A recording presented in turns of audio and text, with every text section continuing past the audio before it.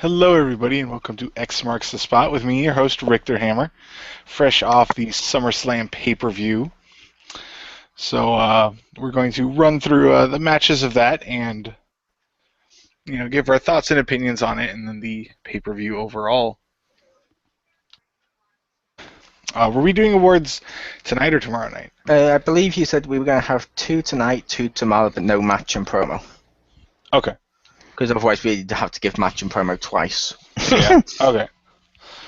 So we're doing 2 tomorrow from Raw as well, then? Well, anything. 2 tomorrow, 2 tonight, and anything, but not from tomorrow's Raw. No. Okay, fair enough. Good to know. All right. So we'll go through the awards first, I guess. And I will say, Jim, your first award. Alrighty. And I call my first award Once in a Lifetime. Uh-oh. Because, and those of you who didn't see it, were shocked by this, on Monday Night Raw, John Cena and Seth Rollins signed a contract for their title versus title championship match. And it didn't end in a fight. I also gave that an award. I gave it the dotted line. Not once in a lifetime, because that happened on NXT, as Richter gave an award 2 or 3 weeks ago. I remember Rick giving that an award. Fair enough. But, yeah, that was weird. And it was a great speech as well by Cena. He's like, you're not just a Cena ripoff. Oh, look, you're saying never shuts up and you can't see me.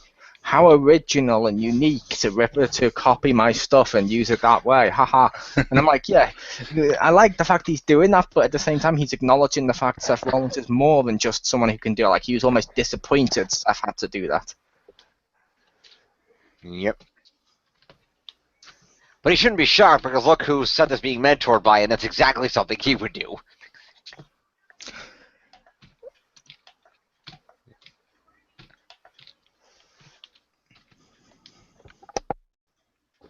Or not. It sort of is. Okay. Alright then. So is that also your first one then, Mole, I assume? Yeah. Okay. So then, Marcus, your first award? Okay, my first award. God, I like all my awards. I'm gonna give my first award to, I call it Summerfest Award, for 2 things. 1, Jon Stewart is the host of SummerSlam. Really? We're not supposed to be giving awards for the pay-per-view. No, but that was announced on They announced on it. Raw. I was giving it to that announcement of, really? You're announcing him as the host? Really? And the other one is Triple H and Stephanie hyped up the matches on SummerSlam, but did not mention the Stephen Amell match. I'm like, how is that not a match worthy of being hyped up for SummerSlam? That's kind of like you're slighting Stephen Amell at this point, because they hyped up pretty much every other match on the card but that match. I'm like, wow. Doesn't that buy into the match's gimmick? What's that? Like, literally when Steve Amell jumped the stuff and asked for the match, Triple H said, fine, but I'm not going to acknowledge it, and I wash my hands of it. True, but still.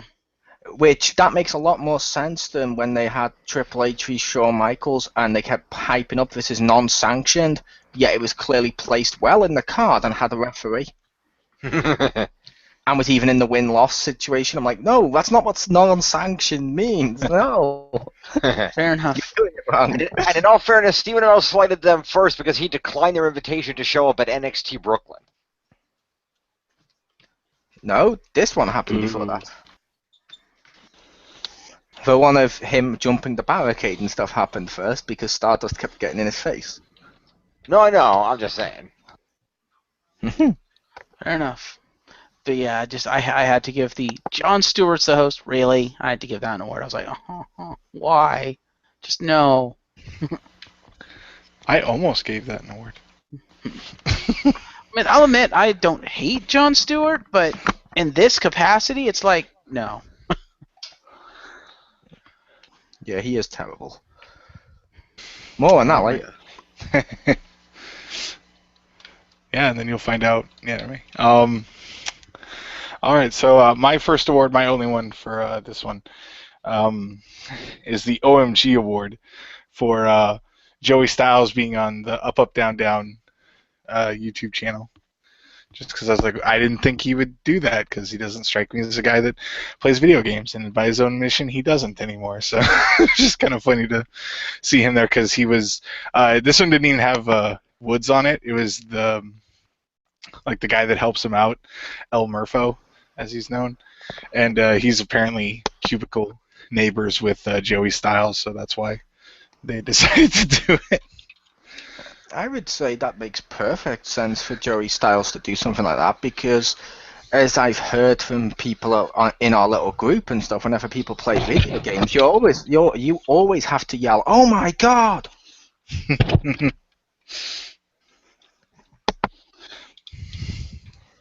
Ding. That's another joke. Ding.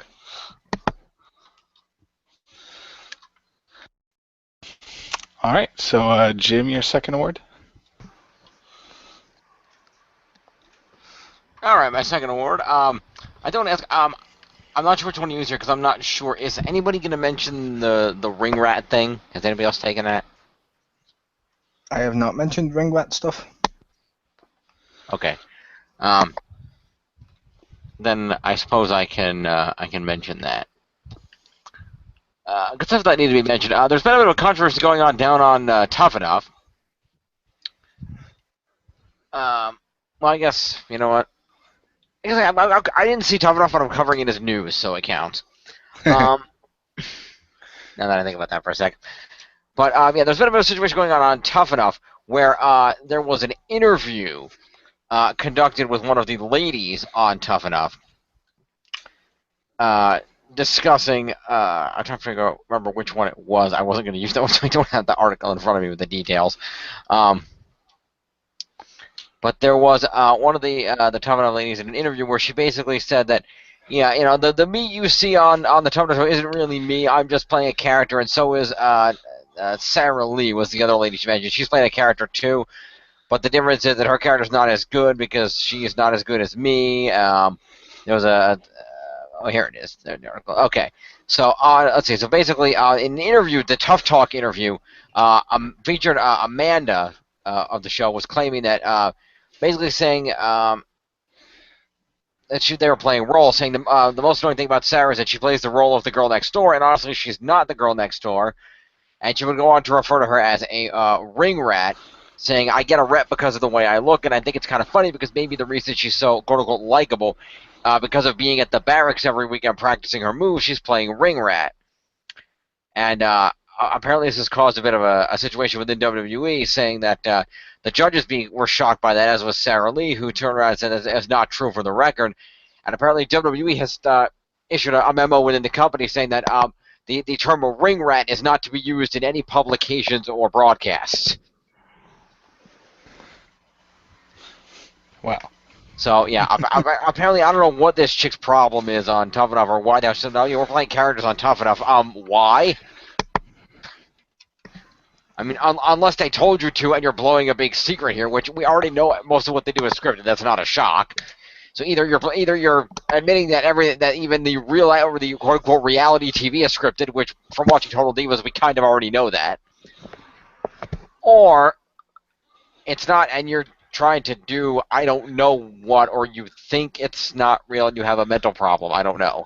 To be fair, as I've discussed with Richter before now, I'm pretty sure Tough Enough is definitely way more staged than anything else, because one of the dudes who's getting through to the final is just a character who liked to wrestle alligators, and WWE is constantly doing the thing of leaking rumors and showing how much WWE creative doesn't want you to vote for this, and so the fans nowadays with their mindset like, we're not going to be mindless sheep and do what WWE tells us, we're going to do the opposite blindly. And it's like I did see those articles. And it's like that's like the only reason he's ahead right now. Like that's the only reason he's in the final, because that dude's sloppy as fuck. Yeah, ZZ. If most people watching it, if they saw him in the ring on WWE right now, would be talking about how boo, he's shit, he's useless. But the fact it seems like WWE doesn't want you to vote him means the fans will anyway, because they're going to do the opposite of what they think WWE wants them to do, then there'll also be the same fans that bitch that WWE never listens to them when they use their voice, when they get given a voice for situations like this.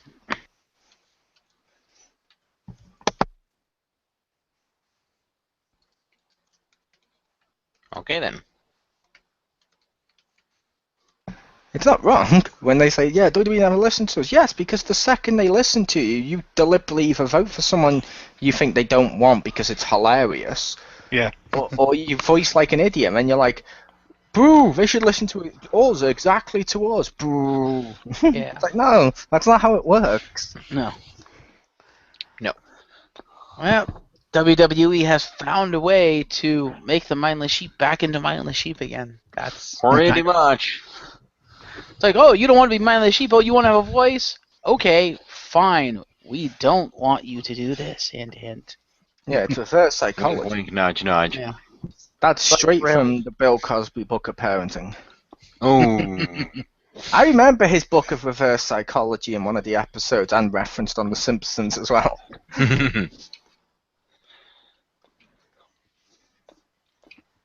It's true. Mhm. That's sad. Indeed. Yay. Back to the ivory tower. All right. Mole, your second word? Just because I kind of promised Rick I'd give this an award, Uh-oh. my award is called It's Spread. And that's because it's been advertised like hell, and it is technically news. Former WWE Divas champion Barbie Blank, also known as Kelly Kelly, her latest project is Wags, a reality TV show that premiered on E! According to the promotional material, the season premiere will be about a major angle between Barbie Blank and fashion blogger Oliver Pearson, who insinuates that all hockey players are cheaters and insults her engagement ring. Tensions heat up as the ladies have to spend a weekend getaway together in Las Vegas. It's completely horseshit, but the idea of a whole show about wags not being from over here just amuses the shit out of me. Me Like, too. what little girl doesn't want to grow up to be a wag? Hopefully all of them.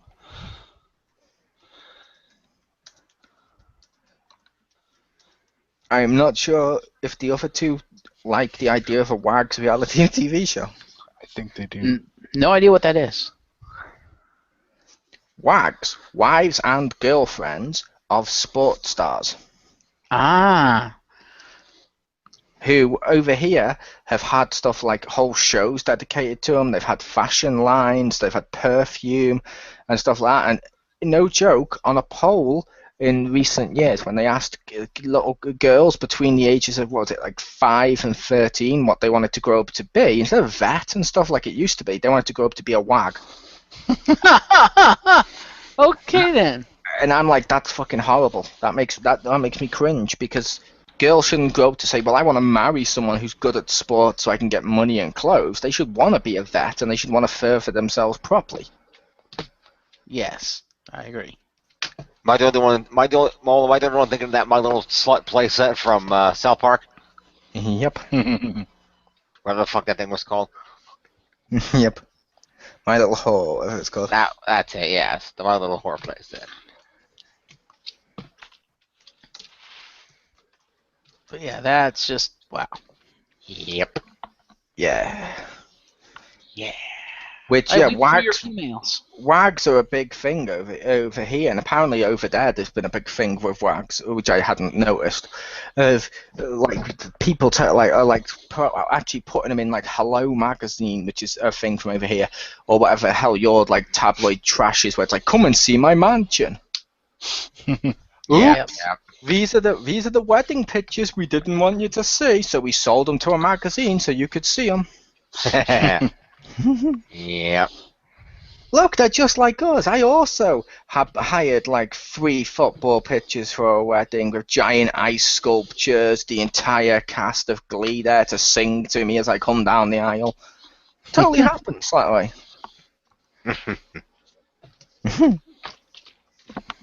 Oh my God, is Wife Blade a wag of reviewers? No. No. Victor's like, no, do not go that route. If anything, Rick is the wag in that relationship. He wouldn't be the wag at the reviewer if he's the actual one that appears in our videos and does the reviews. Yep. Plus, he would be a hab. Yeah. True. Let's Is that a hope thing too? I hope hab becomes a thing now that women's sports is taken off, like the husband and boyfriend stuff. I really hope it does. But yeah, wags is it's a completely stupid idea and concept of let's name them this, and that's what identifies them, is the fact they happen to be having sex with some sports guy. So does it have to apply to sports? That's what they normally refer to them as. Yeah, wags. It's normally sports. It's not like wives and girlfriends of actors and stuff. Okay, that's what I was gonna say. I was gonna say, because if you're gonna launch this hab thing, I'd say you should get David Otunga to be your spokesman. Yeah, that is true. His wife would count as a wag of a sports star. Indeed, and on the count of it, he's a hab of a Baltimore ringing singer, so it kind of goes both ways. No, it has to be a sports star. I didn't make up that rule. That's just why they have wags. But yeah, back to Hammer.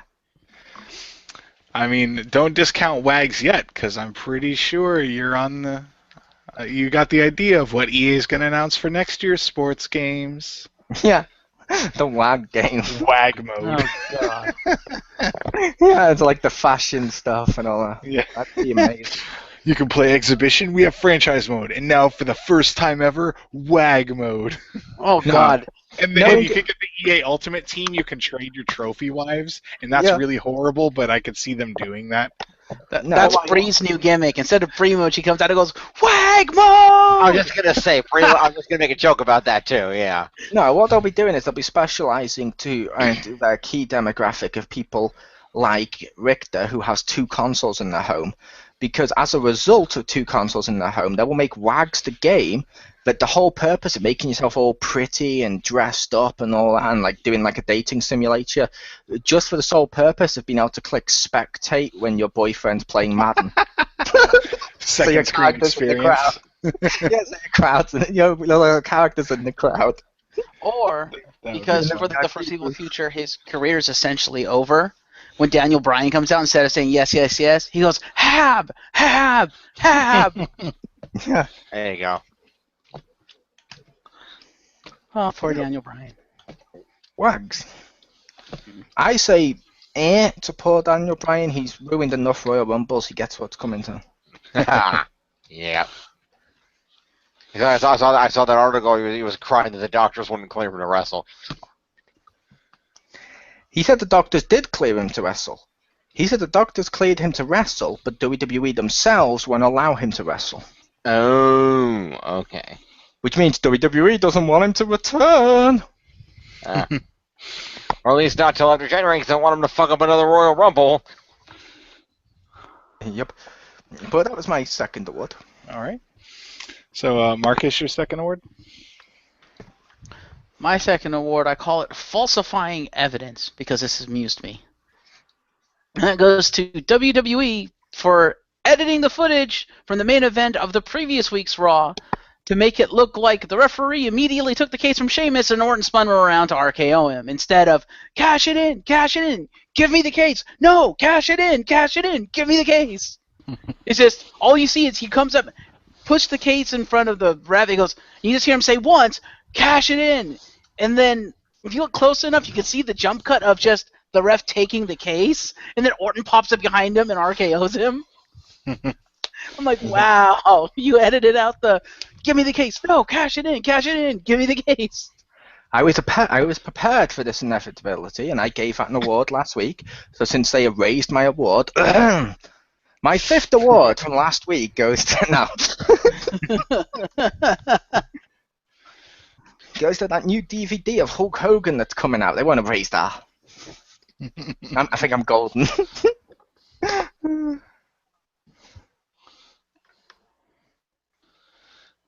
But yeah, it amused me and made me face him. I'm like, wow, you edited that out, really? Are you surprised they've edited out whole superstars? True.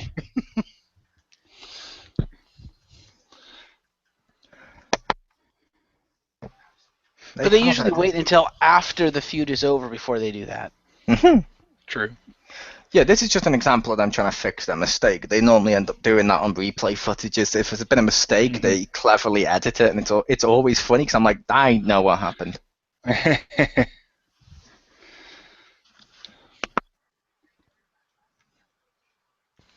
All right, so since I don't have a second one, we will go right into the SummerSlam pay-per-view proper. And was there a pre-show for this one? There was a pre-show. Okay. Did anyone watch that one? 'Cause I did not watch the pre-show. I don't think anybody watched the pre-show. I was going to, but with the fact it started an hour early, I was like, Yeah. I don't want to watch 5 hours in total. Yeah. Yeah. Let's see here. Let's see. It looks pretty. It looks like a bunch of promos. John Cena and Jon Stewart had a promo. Kevin Owens walked around and threatened Byron Saxton. Sheamus cut a promo about how he was going to beat up Orton. Stephanie cut a promo about the Divas thing. Stephen Amell and Neville were in the social media lounge with Tom Phillips for a brief while. And then the show started. So nothing good happened on the pre-show. There's literally no matches? There was literally no matches. It was just a whole lot of promos. That's kind of sucky.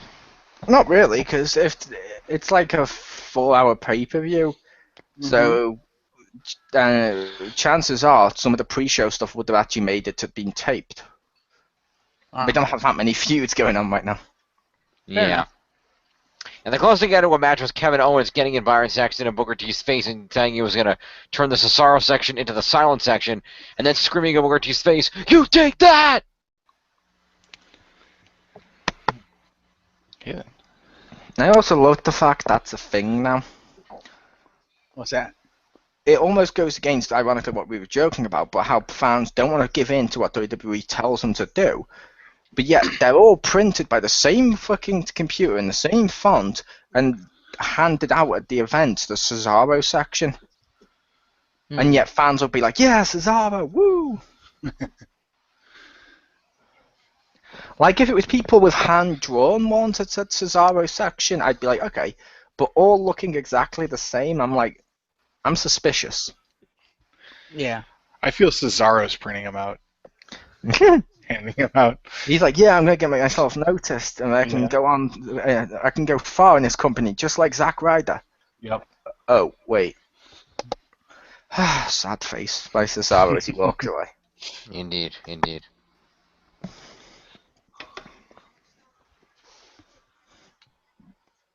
All right, so I missed like the first 10 or so minutes trying to get it to work. I don't think I missed the match.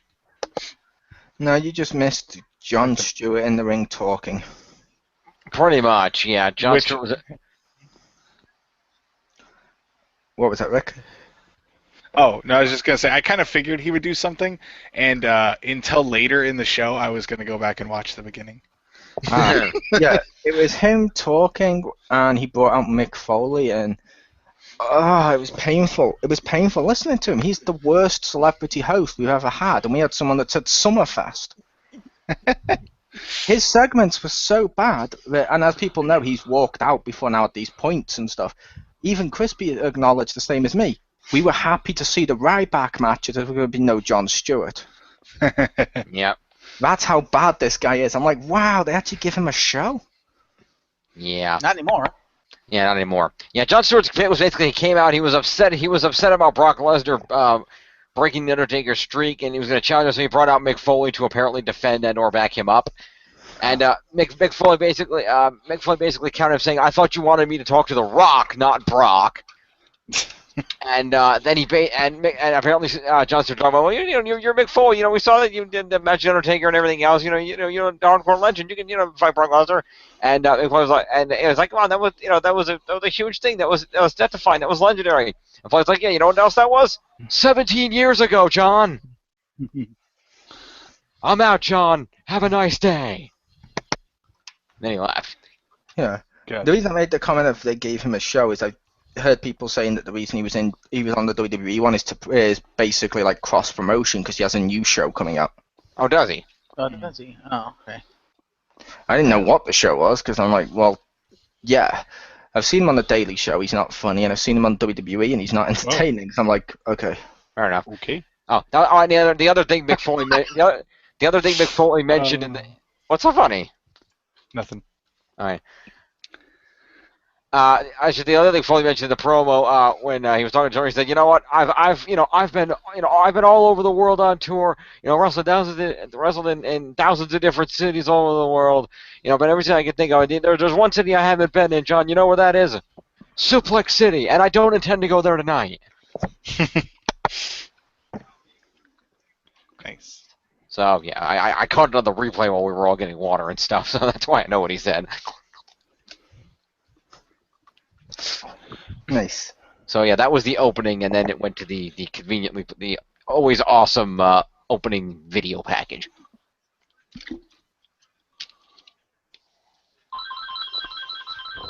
Ivory Tower phone call. That wasn't my phone, but okay. So first match then was Orton v Sheamus. Yep. Well, it wasn't a bad match overall. I honestly thought this was going to be worse than it was. Because I don't mean any offense to Sheamus or Orton. I like both of them. Their feuds are good, but on average, their matches, it's, you know what I mean? Like when you have two wrestlers who on paper should click, but they don't have much chemistry in the ring. Like, for example, that WrestleMania match I mentioned a while back, which I was so disappointed at, of Edge versus Jericho. On paper, that is a phenomenal match. I watched it at WrestleMania, I left feeling like, oh, did that really just happen that way? Like, was that really that uninteresting? You know what I mean? Like those two people you'd think would click, if that makes sense. Yeah. And it just happens. Some people don't have chemistry in the ring. And I just felt like Sheamus and Orton normally don't have chemistry in matches often, but this is one of the examples of them actually working, which is cool. It was a good match. Hey, Jim's back. I am. Yeah, I thought it was a great match. They had great back and forth. Like and I like one thing I did like about this pay-per-view is that the audience was invested for the whole night, and that's always great to see. They started off during this match with some nice "you look stupid" chants. Was there also a "How you doing" chant? It sounded like it was something like that. Yeah, I was wondering what that chant was. How you doing? I was like, that's amazing. I will state for the record, I did not see this match, and I missed the first hour and 15 minutes or so of the pay-per-view. Also, it's worth noting, the "you look stupid" chants didn't really begin until he picked up a microphone and said, "And you always keep telling me I look stupid, but all of you look stupid." Then they chanted at him. Which means people have gotten over that now, so it's a case of people will start chanting it when he tells them to. Like when people sort of got over booing Cena at a certain point temporarily, and he had to keep reminding them, yeah, half of you like to boo me. Oh, yeah, right. Oh, right. Let's go Cena. Cena sucks. Yeah. And it's like Cena shouldn't start his own boos or his own let's go Cena sucks. Just like Sheamus shouldn't start his own "you look stupid" chants at him. Yeah. Although I do like that he started saying, "Respect the Hawk." I thought that was funny. Yep. I don't know if he said it at the pay-per-view, but I know he said that on last week's Raw. He was like, "Respect the Hawk." Yeah. And they started chanting at him like, "You look stupid" and stuff. Yeah, I believe they showed that clip on that of him addressing them as well with "respect the Hawk" as he stood on the announce table. Yep. And they made sure to, because that's what it's on about with him addressing people, because they kept showing that clip over a couple of times until the chants began. And it's like, that's kind of funny. Nice. Any other thoughts on this match? Or Nope, I'll have to go back and watch it. okay. Yeah, overall, it was a decent match. I really liked the diving shoulder tackle into an RKO out of nowhere. That was pretty cool. I also like the bro kicks. Yeah, the double bro kick was awesome too. I don't mean anything bad by that, but recently with superstars of Randy Orton or as like caliber, if you will, of like main eventers, recently, I don't know why, whenever Sheamus has done the bro kick, they're not selling it very well, and like they used to. They're just going falling down, like unimpressed by his kick. Now he's heel. Whereas he does the bro kick now, and it's like, boom! It looked more like they sold it, like Randy Orton actually sold it. And you could tell he did because the audience went for it too, because he hit the first bro kick, he bounced to the corner, and the audience was like, ooh.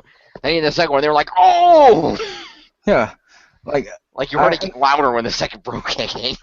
Yeah, like I'm not sure if you guys had noticed that with the bro kick recently. Like when he does it, the people are getting up a lot faster, or it's looking a lot less impactful. And I don't know why. I don't know, just when you said that they're treating it like it's not that impressive. I picture he does it, and the person's like, as they're falling, just kind of puts their hand up and is like, eh. Oh, God. They just hit the mat. They're just like, meh, boom. Oh, that reminded me of my reaction to the Crispy when we were watching, and it's later on, but it's not a spoiler because we know the match is happening. My reaction of the Brock v Undertaker moment. Undertaker choke slams Brock, and he's like, whoop, back to his feet. I'm like, did he just ultimate? And then he falls down. I'm like, okay. I'm not sure if anyone else thought that. I'm like, wait, did he just? No, that's not how you sell that move. The gentleman falls down. I'm like, okay, so you sold it. Cool. I don't think the move hurts that much, but I don't in real life, obviously, because they wouldn't keep doing it. But I don't think.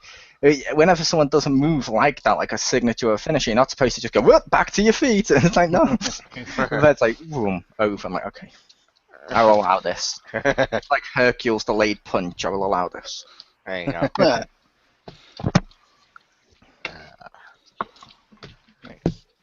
Indeed. All right, so the second match up then was the tag team four-way match. I don't know if it had a special name or not. No, I think it was just a four-way tag team title match. I don't think they called it anything special. It was a tag team turmoil match. Ah. I don't know. It might have been. You know what? I'm gonna give it up. Marcus just sold that. Yeah. You gotta add player when you're talking tag team player. That was legit. I kind of wish they'd do that now. Like, you know how like for the tag team championship, like I don't know if they still do these, but like the belt animation, and they'd have like the two helmets hit, and then it'd be like tag team champion. Yeah, they did that tonight. They need that, and it just has to say like playa under it. Like that has to be part of the animation.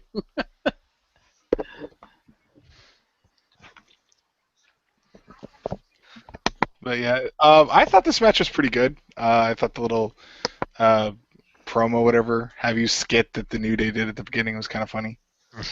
That was awesome. Yeah, I will admit, I like this match as well. And yeah, that promo that you mentioned where they start to sing. Because even me and Crispy were laughing about that bit because of the fact the crowd started booing him. By the end of the song, once he'd finished the song, everyone, you see people in the crowd just applauding, like, okay, I've got to give you props for this. I'm like, that's amazing. And I could have sworn when they went into the chant that the crowd was actually saying New Day rocks for a minute. I like too the start of the match where like I think Kofi tagged himself in and then Big E like tried to pin him. Yeah. He just laid down. I was like, nice. I know, it was Kofi was the legal man. Titus got thrown in the corner. Big E tagged himself in, and Kofi immediately dropped to the canvas, and Big E jumped on him. And I will also say, for the record, or a question, just to go back to what we were discussing at the top of the SummerSlam part. Mm-hmm. Did anyone who read the dirt sheets, and I'm using air quotes because I don't want to say lol dirt sheets, but yeah, Did anyone was anyone slightly pissed at the Mick Foley segment? No. I wasn't pissed off by this element of the section, if that makes sense. But I did mention to Crispy, oh, that's hilarious. If he doesn't come out now, people who read the dirt sheets will be pissed because they kept posting rumors about The Rock being in Brooklyn and The Rock's going to be at SummerSlam. The Rock's going to be at SummerSlam. Mick Foley's like, I thought you meant The Rock, and sort of almost looks up the mountain, and there's that moment of silence for a while between the two of them as the crowd are chanting and cheering and stuff. I was like, okay, so he's going to come out if those rumors happen to have been true, and he didn't. I'm like, okay, I'm okay with this, because I walked into this expecting those rumors to either be probably bullshit. And I'm like, I have no problem with this, but I'm like, I could see some people being pissed if you expected it. Yeah. Understandable.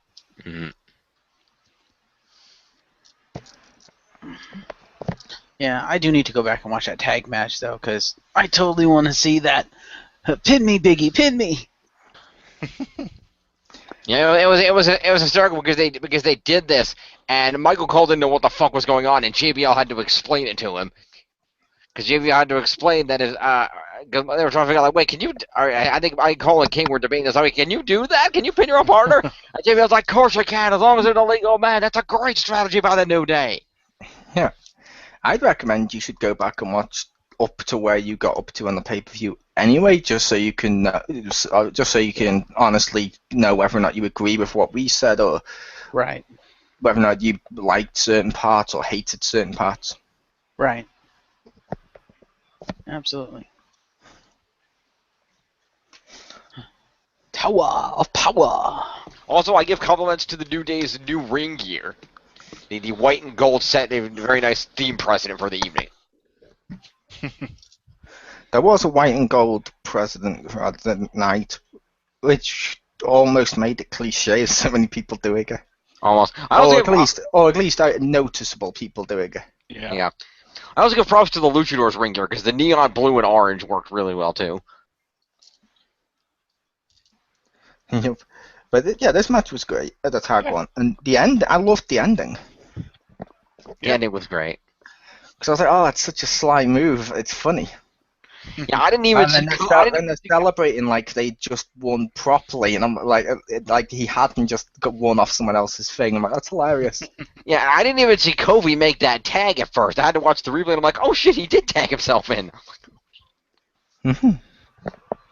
Yep, and I'm like, that's funny. That was funny. All right. So next up, the Rusev v Ziggler match. Indeed. Which, first off, I know it was like middle of the match, but where Rusev like bounced off the ropes and like flipped over, I was like, damn, that was impressive. I was like, well, shit, okay. Yeah. No, this was another match that was pretty good. More so because of expectations, as I didn't think this was going to be good. Yeah. And I'm watching him like, cool. That's pretty fun. Indeed. Also, Lana got new attire. Yes. Totally. And so did Summer Rae, actually. Yeah, true, but Summer Rae's is more like just a different suit. It was more like a different business suit. Yeah, but it was all ruby and sparkly. It was, but I mean, like, Lana's isn't the same gimmick, slightly redesigned. Like, Undertaker coming out with like a red coat as opposed to a black one is just a change in colour. Whereas, because we'd only seen Lana in suits and she was more in denim and stuff, it's like, oh my god, are they moving her away from that gimmick more and more? Seems like it. And it was kind of cool. It was a great look for her. It was. Lana, crash. Our hero Rusev. Yeah, I thought the match was okay. I did not like that end. I'm never a fan of countouts, so.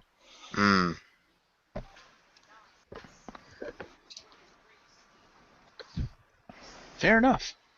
Okay. I can agree with that, especially because it looked like maybe Dolph should have just slid in a second earlier. Yeah, like he very easily could have. Yeah.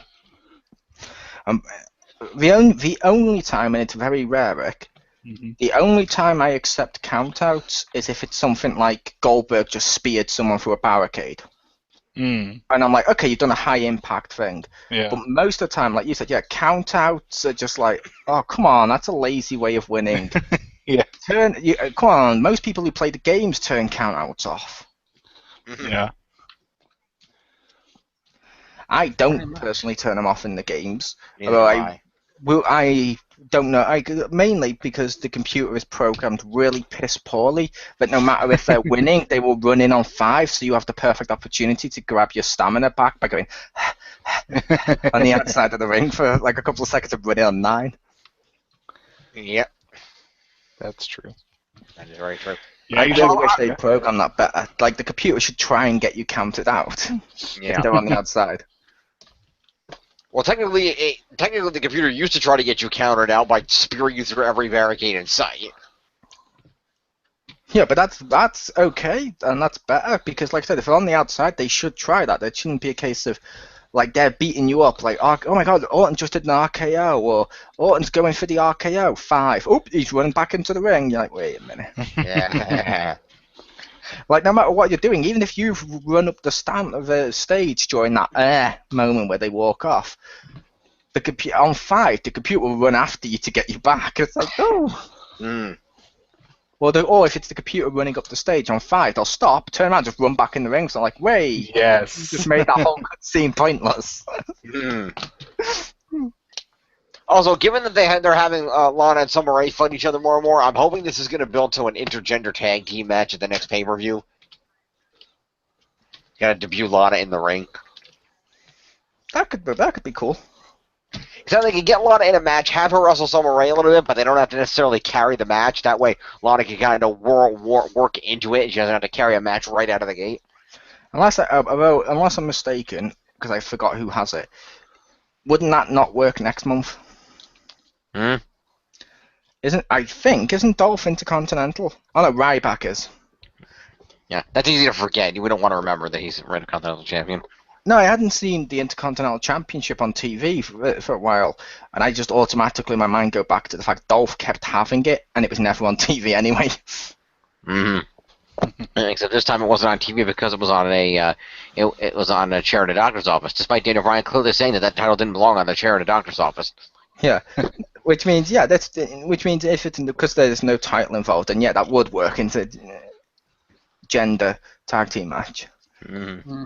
Damn that Natalia match! I always want to say interspecies tag team match, but no, that's the wrong word. Rusev, new species. Rusev breed. Yeah. In communist Russia, Rusev is a species unto himself. He's not from Russia anymore. He's Bulgarian again. He's always been Bulgarian. Yeah, but they were billing him for being from Russia and shit. But wasn't he from Bulgaria, but the hero of Russia? Yes. He was, but they were billing him as living in Moscow.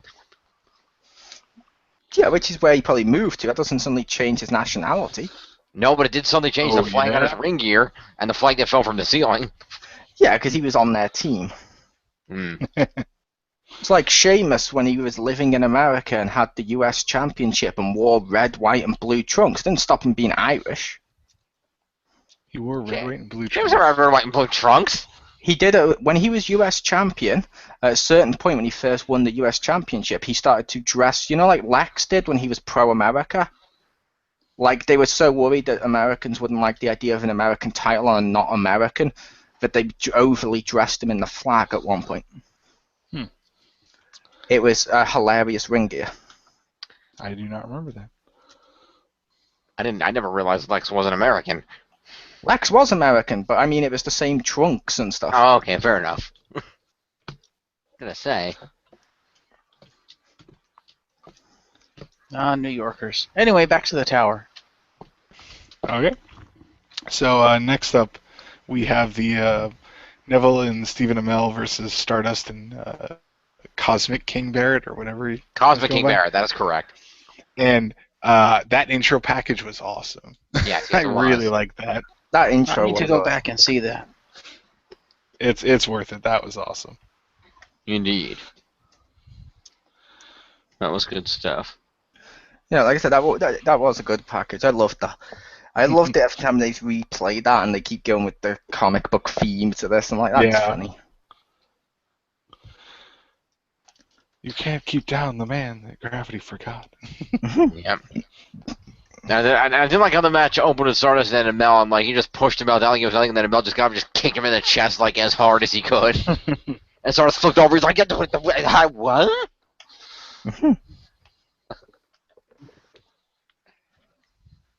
I still have no idea what the hell Wade Barrett's doing in this match. He's the Cosmo King. Apparently he's the Cosmic King. Yeah. Apparently that puts him in the match. Yeah, I made that case last week, and I think it was Mark who said it's probably to try and continue his feud with Neville. Neville, yeah. Which seems weird because he dropped that feud opposed to feuding with Stardust. He did, yeah, he did. They did drop that feud, except when they needed a convenient pre-show match, and Neville started wrestling King Barrett randomly for no reason.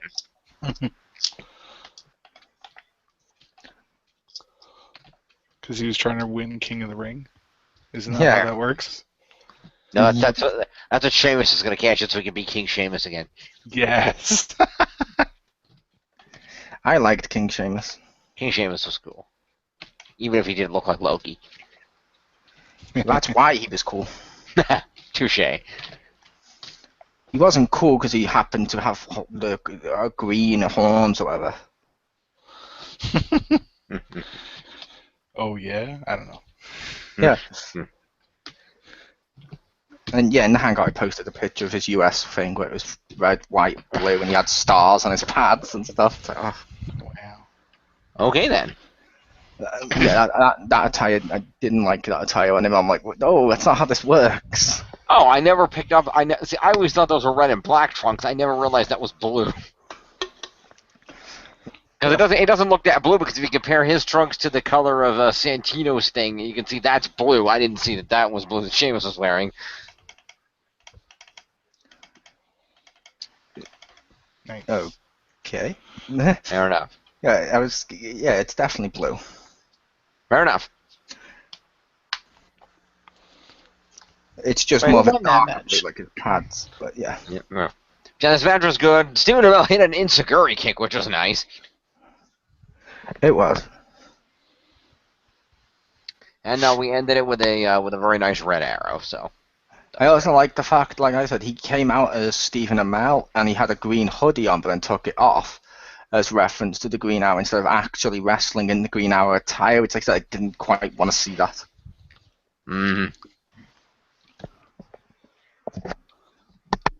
Fair enough. Okay. So next up we had the Intercontinental Triple Threat match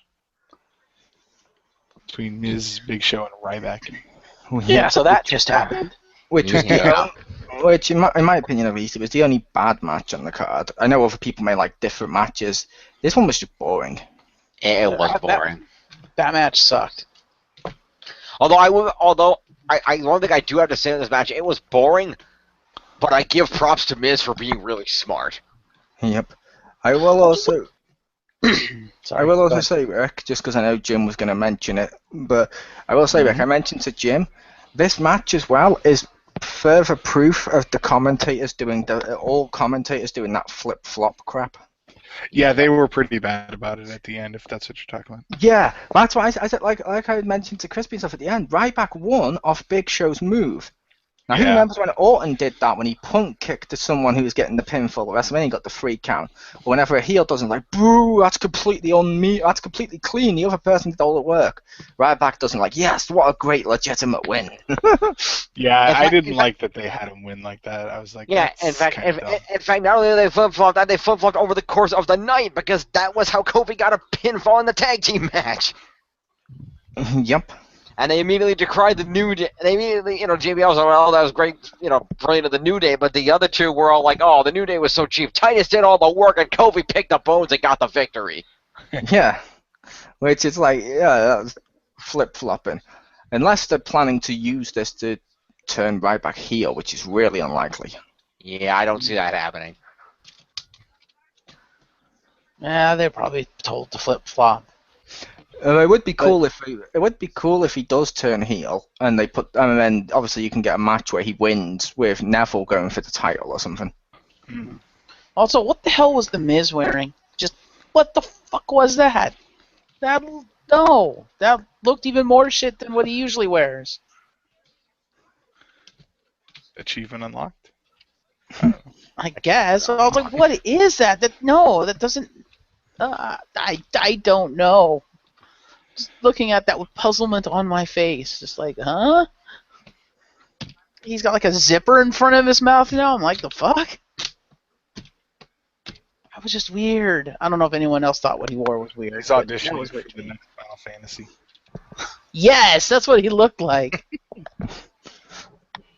Like, did he ask Square Enix to design his new ring, his new entrance gear? What the fuck? I didn't know if Mole or Jim felt the same about Mrs. Entrance gear. It was kind of weird looking, but Mrs. Ring Gear has been weird looking for months now, so I was kind of used to it. Yeah, it's one of those things that I think it just suits him.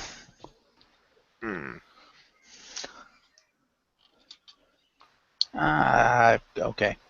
It's sort of like take The Rock, for example, when he wore like those like leopard skin shirts with the sunglasses. I'm like, if I was to wear that, I'd look like a prick. You're The Rock. You're wearing that. It suits you. You look fine. I don't know why. It just works.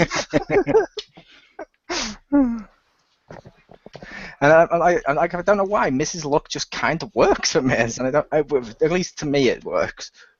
But I can understand why people might not like it.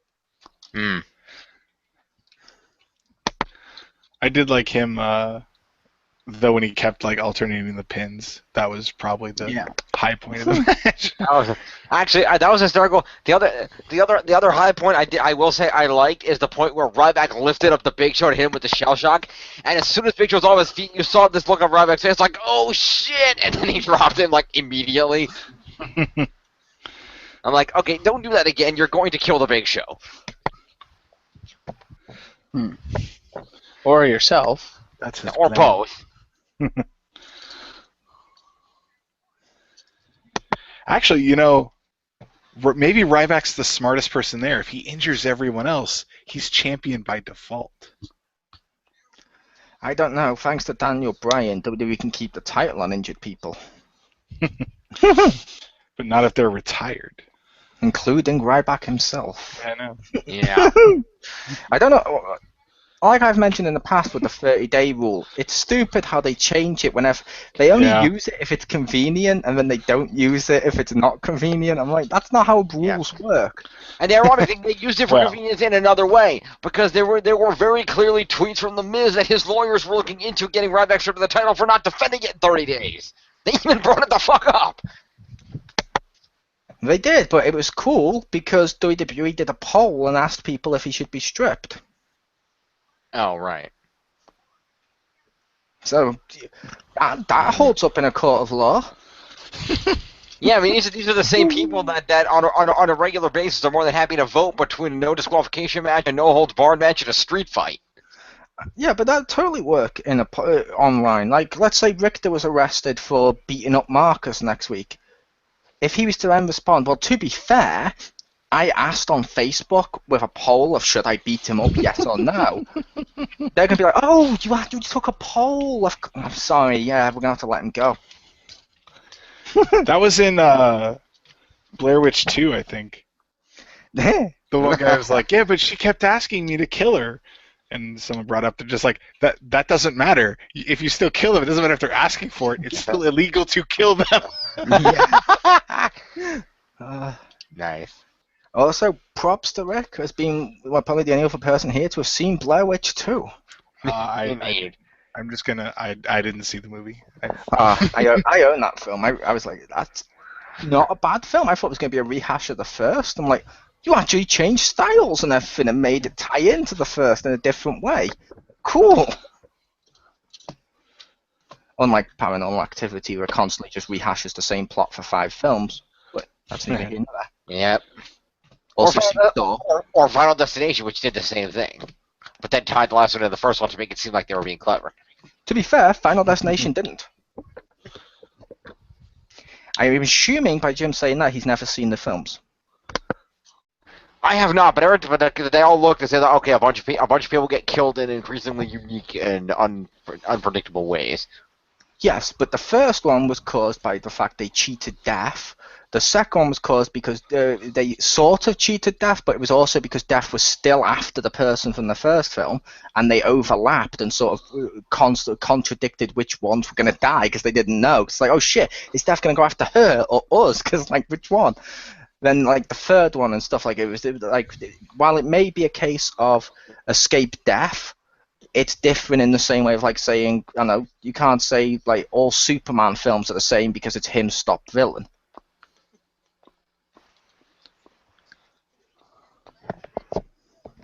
True. But with like the Paranormal Activity, some of them are even the exact same scenes. And that just irks me. Fair enough.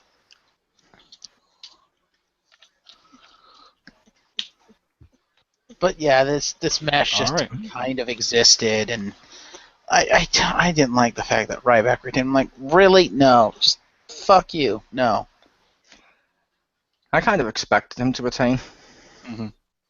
I had an inkling that might happen. I still don't have to like the fact that it happened. Mainly because there's going to be some sort of rematch between those three. Or in some regard, probably a Night of Champions. So I'm like, it was kind of obvious he should have retained. Yep. Although I suppose they could have done the rematch clause, but that would only be a one-on-one, not probably a triple threat rules. Yeah. Also, that would be hilarious if they let him keep it past the 30 days through his injury, and then first match back he just loses it. I'd be like, why didn't you just take it from him? Yeah, that would also be fun. Yeah. Why would you go through all that and then just be like, nah, just kidding, he's gonna lose it. Yeah, that would also be like, yeah, you voted, he got to keep his title until he returned, which is what the poll says. Yeah. That would have been awesome.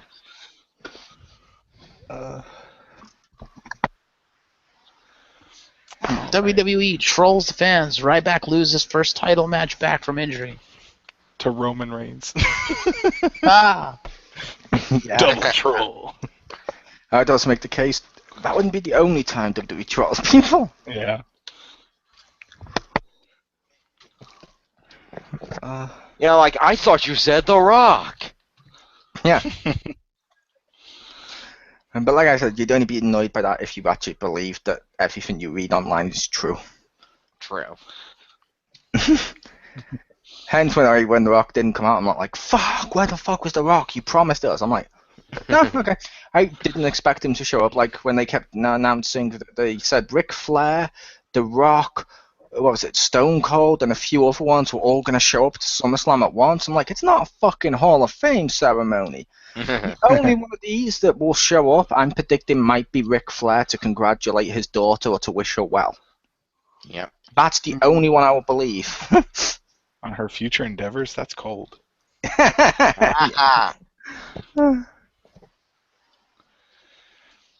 I would believe The Rock showing up because he does just randomly show up when he happens to be in town sometimes. Yeah, but not that often. And for a pay-per-view, you think they'd hype it. Yeah. Not really. The last time The Rock was at a pay-per-view, they didn't hype it. He just kind of showed up because he happened to be there. Which was the Royal Rumble. And I think he's been at another pay-per-view since then. The last one was the Royal Rumble, and The Rock himself, on an interview, stated he wasn't supposed to go out, and he wasn't going to go out there. He only went out there because the crowd started to boo the fuck out of Roman Reigns and started to throw stuff a bit, and he was worried his relative would die in the ring. Now, like, that's a little far-fetched. I don't think he'd die in the ring, but he went out there to diffuse the situation. Mm-hmm. And I'm like, I could believe that. And how did that work for him? They cheered for a couple of seconds before they realised Roman Reigns was still out there. They're like, yay! Ooh. Yeah, they cheered until they realized why The Rock was out there, and they were like, boo, Rocky, boo. Rocky sucks. Rocky sucks. Boo, Rock! I can't believe it. The guy that ran off to make shitloads of movies come back and headlines 2 main eventers in front of the main rosters, completely sold out. Yeah. I'm like, no, why? Why would you boo that? The fans are like, no, he's only out here so Roman Reigns gets cheered. We're not going to listen to you like sheep. Boo, like sheep. Ooh, like sheep. Because they think sheep go boo when I walk past them. But then again, I'm paranoid. I think all woolly animals are out to get me. Fact. Richter, are you out to get him? He's not woolly. Not that I beg to differ on that, but anyway. When I've made the joke that he's like a real-life Care Bear, I don't mean he's actually made of plushy material. Oh, you're closer than you think you are with that assessment. I'm like Teddy Ruxpin when I read to my kids. No, you're not that creepy. Teddy Ruxpin was fucking creepy, RXI. dude. He was kind of creepy, yeah. So, It was the eyes. just to clarify, Okay. Richter is bald, but Yes. hairy from like the neck down. Yes. He Pretty likes much. NXT and spent time in an Asian man's house. Is he Albert?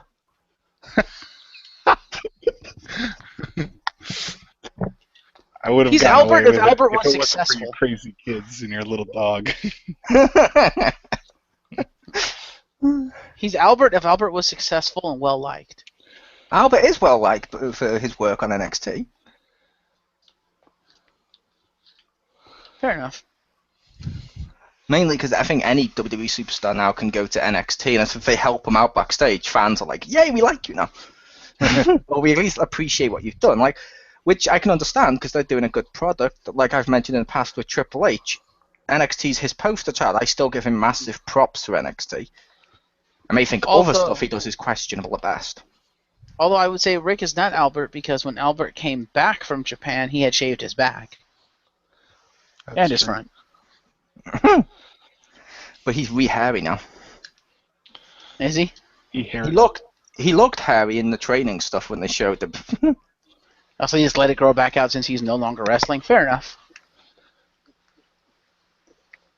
You know, I think we found a weirder conversation than Orton as a table. The many ways Richter is or isn't like Albert. Yeah. If you can think of Lion anything, Prince hello. Albert's body hair. Oh my God! Next week, are we gonna see Albert on that up, down, down, playing Dynasty Warriors as he talks about how much he's always been a fan of this series? That would be hilarious. Holy shit. Okay. We I'm need to telling get- you guys, I like this one. We need to get Richter money in the bank so he can cash it in on Albert. No one would notice, though. Yeah. We're not saying he wants to be Albert. We're saying he is Albert. Have you ever seen him in the same room at the same time? I haven't. True. I rest my case. Which is why I'm also stating Jim is a chuckle brother. Same reason. He's a what? I'll allow it. A chuckle brother. More on that later. What the fuck is that? There are a pair of British comedians who look like me and have mustaches like me. Well, Fair enough. not British comedians, British children's performers. Okay. They're as valid as a comedian as Barney the Dinosaur or Pee Wee Herman. Fair I'm not enough. saying those things aren't valid. I'm not saying those things aren't valid as comedians. I'm just saying that audience is kids. Like, literally their biggest thing is hitting each other in the face with like ladders and stuff, while also moving heavy objects, going to me, to you, to me, to you, to me, to you. They're like a talking Mr. Noodle. The fuck is Mr. Noodle? I believe Mr. Noodle is the Japanese and Chinese version of Mr. DNA. Okay. Not quite, but I'll Fact. go with that. Yeah. I will allow- Oh, okay. If it helps, Rick, I literally did that during Jim's last recording of Once Upon a Time. Uh-huh. I just kept making up facts about the show and then ending it with fact. Like I made it a fact. One of the people was actually Jake from Jake and the Neverland Pirates. He did. This creepy, obsessed stalker of Peter Pan in the series. I'm like, no, it's official. In the credits, his name is Jake from Jake and the Neverland Pirates. Fact. And then all review referred to him as Jake. Nice. He did. I also made references like Hook's ship is going to be flying him up to Treasure Planet in a spin-off, but Yep. because Disney can't wait to sell that Treasure Planet merchandise. I'm waiting for a Disney Infinity 3.0 Treasure Planet playset. Yes. Boom. Right after a Home on the Range one. Yes. The film I kept getting confused for years with Nickelodeon's Barnyard, or whatever it was called. And I'm like seeing them, like, I remember this, but when I saw it, I swear this was 3D.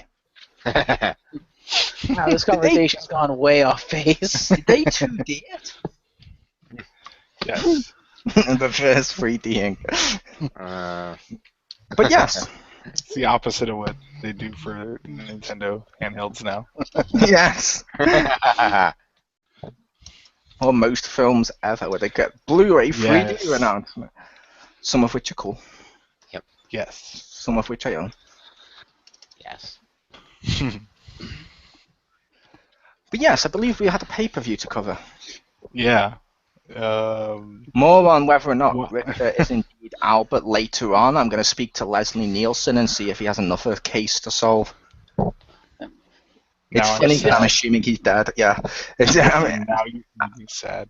I know he was dead, but I just loved him looking for the Undertaker from that SummerSlam, which is relevant because SummerSlam, it's just not the right one. Just to tie it in for the people, tie it in back to what we were talking about for the people listening at home. Yeah, this just goes to prove how shit this match was. Moving on.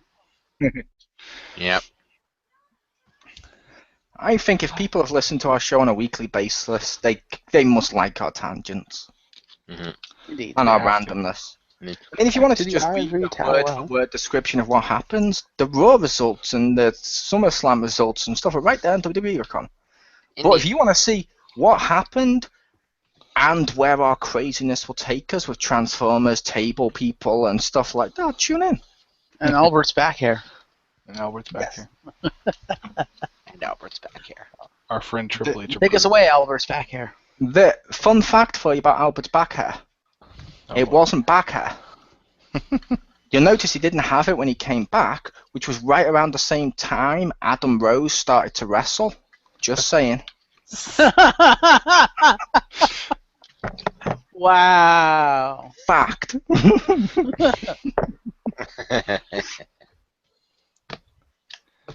Okay, then. All right. So, speaking of hairy people, next match was the Wyatts versus Reigns and Ambrose. Hold on a minute. Before we proceed, we do have to pause for one moment for the one thing that could have been worse than that Ryback match. And that was Jon Stewart going to Brock Lesnar's locker room to talk to Paul Heyman about how mad he was about the streak being broken. And, yeah. It wasn't good. Paul Heyman just stared him down, and then he started singing Glory, Glory, Brock Lesnar. And I would like to talk about that because that was one of the awards I had for that I didn't use for Raw. So I'll mention it here, and I won't use it tomorrow. Paul Heyman should never do that again. When it comes to being a singer, Paul Heyman is a great talker. Yeah. And technically speaking, this was again because he started that on Raw.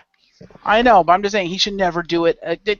My award for Raw was never do that again, and then he fucking did it again. I was like, no! Yep. Fuck you, Paul! Although he did make the valid point, I guess we couldn't get David Letterman to host this thing. Yeah. That was a great dig. I think it's because, and I don't mean any offense to the guy, but I think Paul Heyman's sort of running out of stuff. Yeah. He beat the streak of 21-1 for 2 years, and it led up to this feud. So he's like, okay, what can I do next? Now he's overusing the 11th commandment and singing "Glory, Glory, Brock Lesnar." I'm like, when that happens, I'm pretty sure you're running out of material to hype up your monster. Pretty much. Well, don't get me wrong. I thought it was funny, and I thought it was kind of a clever thing for him to do, but not Paul Heyman. He can't fucking sing. It's like fucking nails on a chalkboard when he sings that. I'm like, no, shut up. See, I think it would have been funny if the crowd had sung it. That would have been great. Paul Heyman doing it, I didn't think, at least to me, it wasn't that funny, because I'm like, you're doing, you don't sound like Paul Heyman at this point. And it could be like, oh, it's wacky and funny because he's doing something he's not supposed to do. But I'm like, well, yeah, but Ryback constantly injures people he's not supposed to do either. But boom, that took us back to the previous match. Boom. Wow. But yeah, because Marcus didn't like our tangent, so we had to bring it back and discuss that match in detail. Fair enough. Marcus, stop it. Fine. Yeah, but no, like I said, with like him doing that, I'm like, don't get me wrong, it could have been funny, but I just didn't find it that funny when he did it. I didn't find it boring or anything either. I just found it cringe-worthy. Yeah, exactly. Which is why It's I like- said never do that again. It's like in 1990s. It's like in the 1990s sitcoms where they always had a white dude rap. Not funny. And I'm like, I get it. He can't do it well. Ha. No, not funny. I don't like that trope of like your parents rapping. Or who remembers the people who used to come to your school and do raps and stuff to teach you about the evils of drugs? Yeah, don't remind me. Which just leaves you thinking, God, I need some drugs so I can forget this. It's even worse when they do that, and it's a cop that's coming out to do the dare stuff, the don't do drug stuff, and it's a cop that's rapping. I'm like, I don't care, white, black, Mexican, or otherwise, a cop should never rap. Yeah, it's like, as I have in my hand, I have cigarettes. I still smoke. As much as I do like comics, I really cringed at the Superman non-smoking comics that they handed out at my school. Mm-hmm. I'm not sure if you guys had them. Officially licensed, it was him using his X-ray vision to scan people who had had just one cigarette to discover their entire lungs were now black and incurable and they were definitely going to die. Okay, then. And he's like, don't worry, kids. Thanks to me, you'll never smoke. Wink. And I'm like, it was cringy. I had like Spider-Man telling you to brush your teeth. And I remember you mentioning the Superman one, but I never saw that one over here, so I don't know. We might have had it and I just didn't see it, but I can't wait to see the modern versions of Batman. Always wear a rubber. yes. A man doesn't want to get his wife pregnant unexpectedly.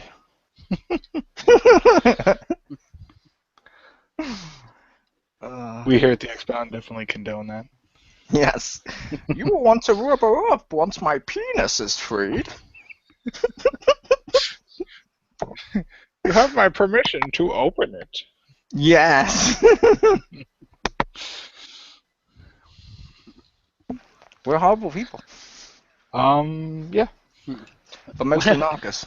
Yeah. Whenever you go on a date, make sure you have a condom with you, or you will fail this city. Or you will fail this pregnancy test. Yeah. With the Green Arrow as well, since he has one where it does like wrap-ups and boxing gloves, all he has an arrow that he fires, it goes right past someone's penis and puts a condom on them perfectly. Yes. God, now Stephen Amell needs to make this PSA ad. This needs to happen. Yes. Is it too late? Would make this happen. Is it too late to change my character for the next radio play? Nice. Public service announcement, Green Arrow.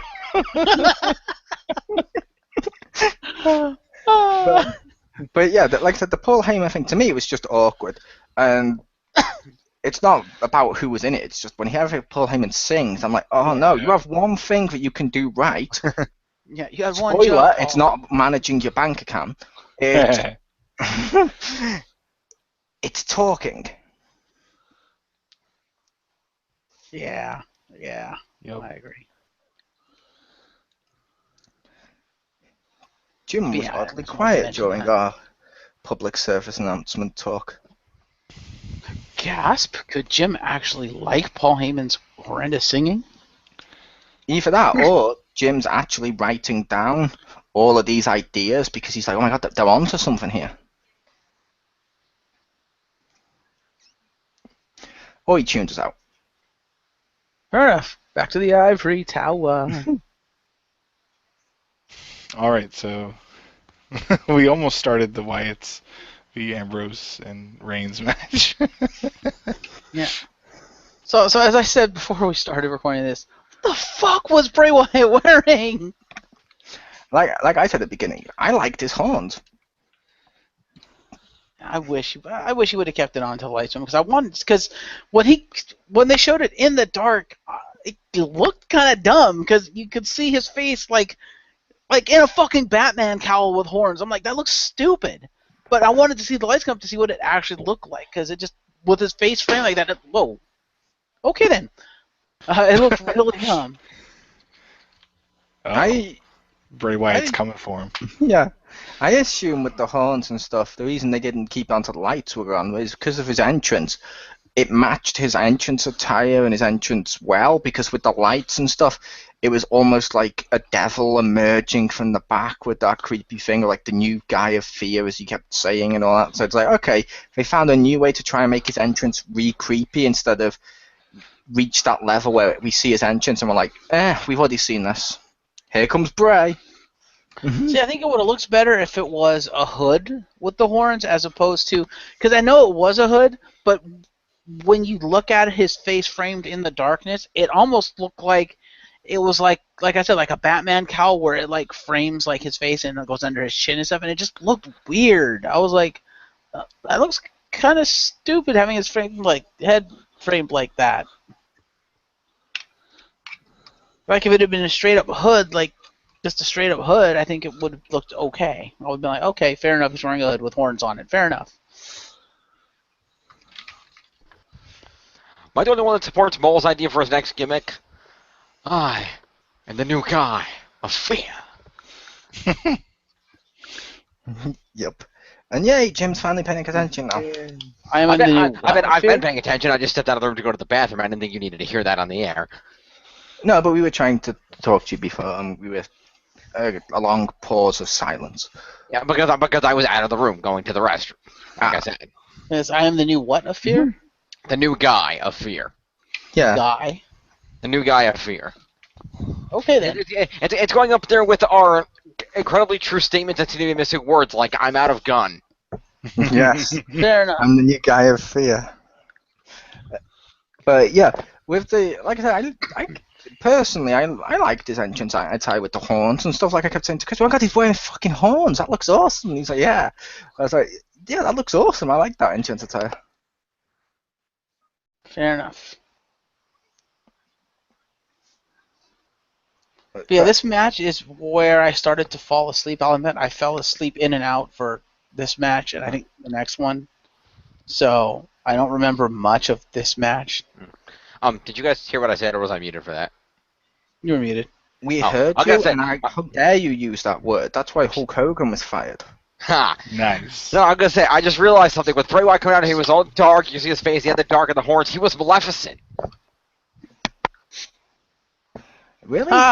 He was a good fairy that suddenly turned evil because boyfriend reasons? That movie's not canon. Oh. I don't know. It's pre-canon to me. Is it really? No, I it's don't know you anymore. It's not. It's just really funny because I have I'm gonna be honest. I enjoyed that movie. I just didn't like the fact that it was that particular character. I was like, you don't need to do that to that character. I didn't like that film. I was like, oh God, with some parts like, oh, now he's a human, now he's a crow, and all that stuff. Yes. I'm like, oh. But anyway, getting back on topic, this match was awesome. Yeah, this match was pretty cool. It was better than I thought it'd be.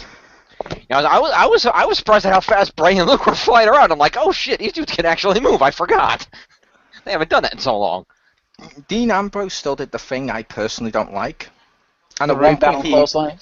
and at one point he even did it on the outside, like underneath the bottom rope of boom, and comes around like you don't even have anything to swing at this point. Yeah, I thought that was stupid. That's why I was really glad when he did that. Bray Wyatt just punched him in the face.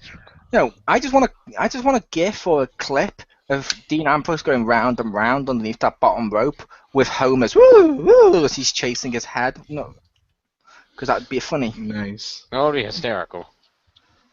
But yeah, that just looks weird to me. I mean, I understand there's Dean Ambrose fans out there, and that's cool.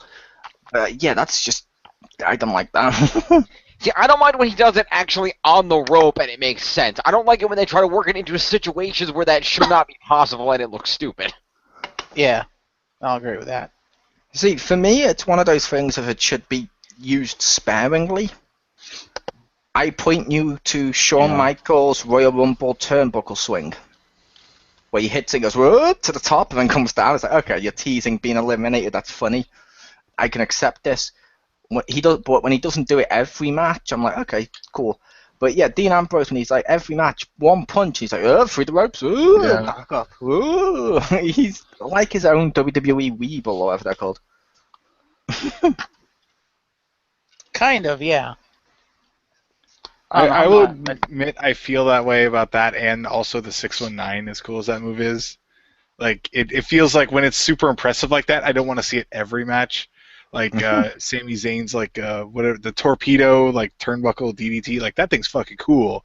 But I don't want to see him do it every time because then I'm like, whenever he does it, then it's I want to keep that like, oh yeah, instead of just like, oh okay, he's doing it.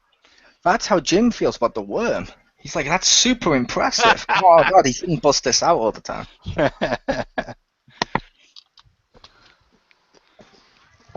Yeah, I'm not a Dean Ambrose fan. Never have been. I never liked him, to be honest. I'll admit, I kind of like Dean Ambrose. I like the idea of his gimmick that he's crazy and you never know what he's going to do because it's different from at least other people. So like, oh, so I like that gimmick because he just doesn't give a shit. But I feel like they need to actually do something more with it because that in and of itself is not enough to get him to keep going. And he needs to either legitimately legitimately needs to start doing like random shit to win matches, like crazy things that you wouldn't expect, or not be billed as that crazy. Yeah, I like his gimmick. I just don't like the execution of the gimmick. If you're gonna do a gimmick like that, you need to make him full on Joker, or it's not gonna work. You need to make it completely random and like batshit insane. Like you said, you don't know what he's gonna do, as opposed to, oh, he's going to do the same shit every fucking match. Oh, what weapon is he using now? Oh, it's one of the 4 staples. It's like, no. That goes against the gimmick that you're trying to do. Personally, I kind of like Dean Ambrose in the Shield. I do not like and have never liked that gimmick he's got. Because I'm like, well, if you do that gimmick, to me, you should be Randy Orton. How Randy Orton did that gimmick of, oh my god, he's crazy and he's hearing voices.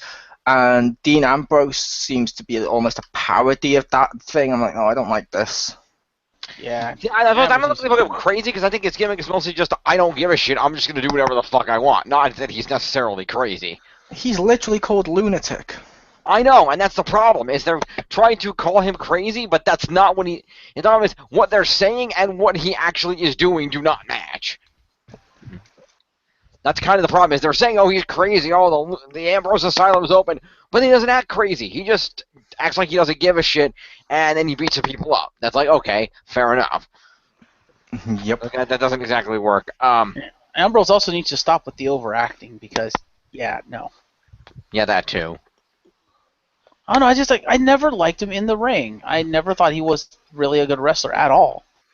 Like, in the Shield, his gimmick was tolerable. He was tolerable. I was like, okay, I could buy him as kind of part of this team or whatever. But I'm gonna be honest. Of the 3 members of the Shield, to me, he was always the weakest one. He did not have many skills, and I've never liked his promo skills. I've always thought the other 2 were better. I agree. He was the weakest one of the Shield. However, under Shield, I'd say his promos weren't as bad as they are now, and they were pretty tolerable. They had sort of a Shawn Michaels, Scott Hall-ish quality to them, which weren't that bad. And when he was wrestling as part of the Shield, like their match versus Evolution, he was pretty damn good. He was doing submission moves. He was doing really good. Like, he was also good on NXT and stuff, but he was good. And then the second they turn to this, it's just weapons for the sake of it and crazy through the ropes. I'm like, no. No, I'm kind of done with it at this point. Yeah. I think they wanted to make him more of the modern day Stone Cold, but they were afraid if they went full on Stone Cold with him, people would just be like, well, he's just Stone Cold. What the fuck? They tried to do something different, and it completely backfired and blew up in their face because it's complete shit what they've done with him. See, I make the case the modern day Stone Cold, if you have to put that label on it, would be Orton. Yeah. When he was face Orton. That's why I love Orton. When they kept the heel persona still going and he was face, that to me was more like the modern Austin. Dean Ambrose seems to me like, and I don't know if Rick or Jim would agree on this, but to me it seems like basically WWE was like, what do the fans want? Oh, the Attitude Era. Quick, watch this collection of highlights from the Attitude Era and just recreate them. They used weapons, keep doing that. Austin kept coming out on vehicles. Keep doing that, just random vehicles. It's cool. It doesn't matter if it makes sense. It's not like Austin's what made sense for his character at the time or the storyline he was in. Nah, if people just went for the vehicles, because we're 5-year-olds given a toy car. Pretty much. That's literally Dean Ambrose's character right now is Attitude Era, the highlight reel, or Attitude Era abridged. Basically. Nice. Also, I feel like I didn't get a chance, but I feel like I need to counter Marcus's point from earlier. No, they're not going to make him the Joker because they were originally going to make him the Joker and then Sting came in and was like, wait, don't do this. Let me explain why.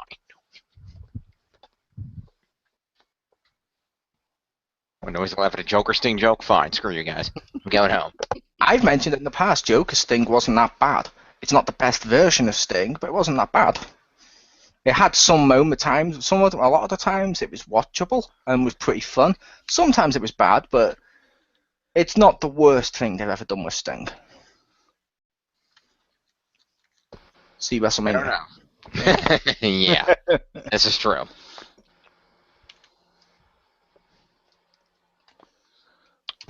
But yeah, good match.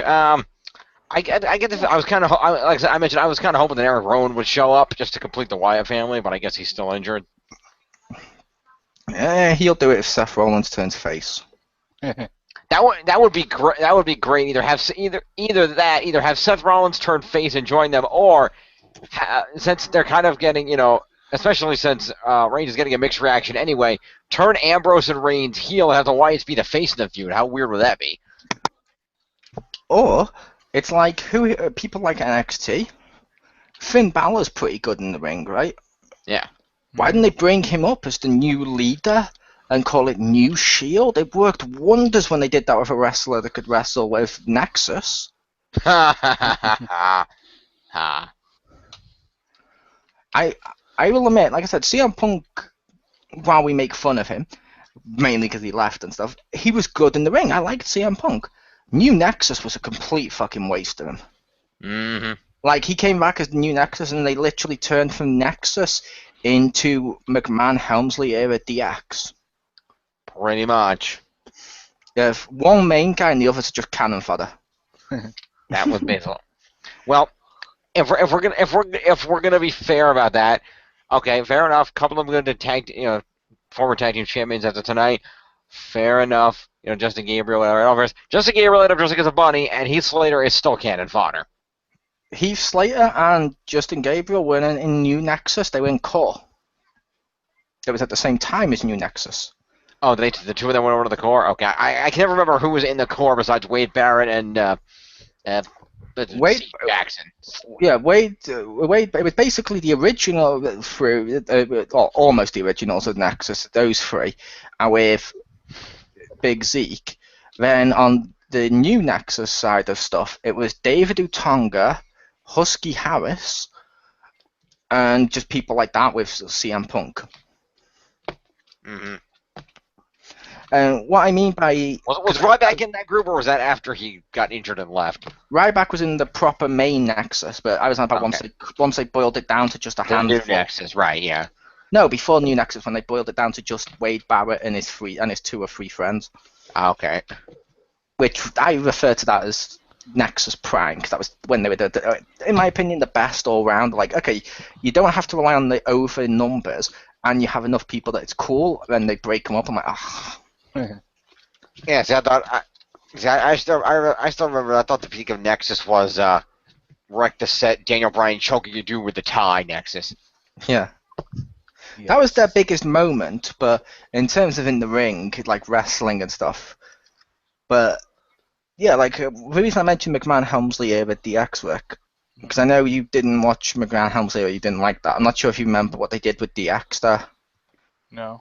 Like every week, Please tell me you don't remember that. It would hurt you. It would physically hurt you if you. Almost every week, it was like the New Age Outlaws and X-Pac versus The Rock, and he won.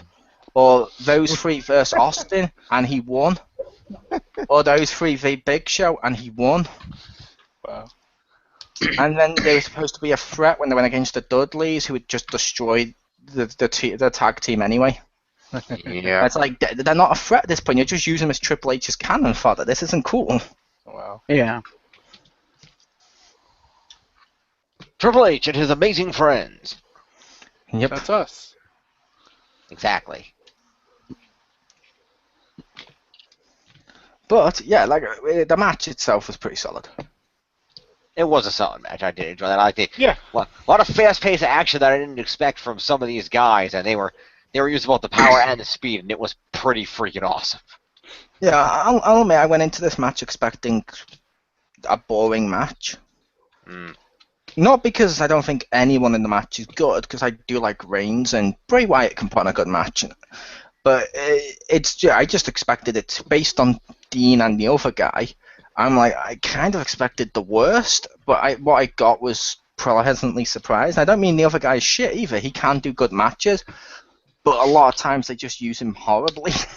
They use him as the big monster as opposed to stuff he can actually do. Like Jim pointed out, like the speed and the agility. Like for all his size, like Luke Harper is kind of like it's kind of like Kevin Owens in that respect. For a guy that size, you don't expect him to be able to fly around the ring. You don't expect him to be able to be agile up on the ropes and stuff. Luke Harper is really agile and really fast.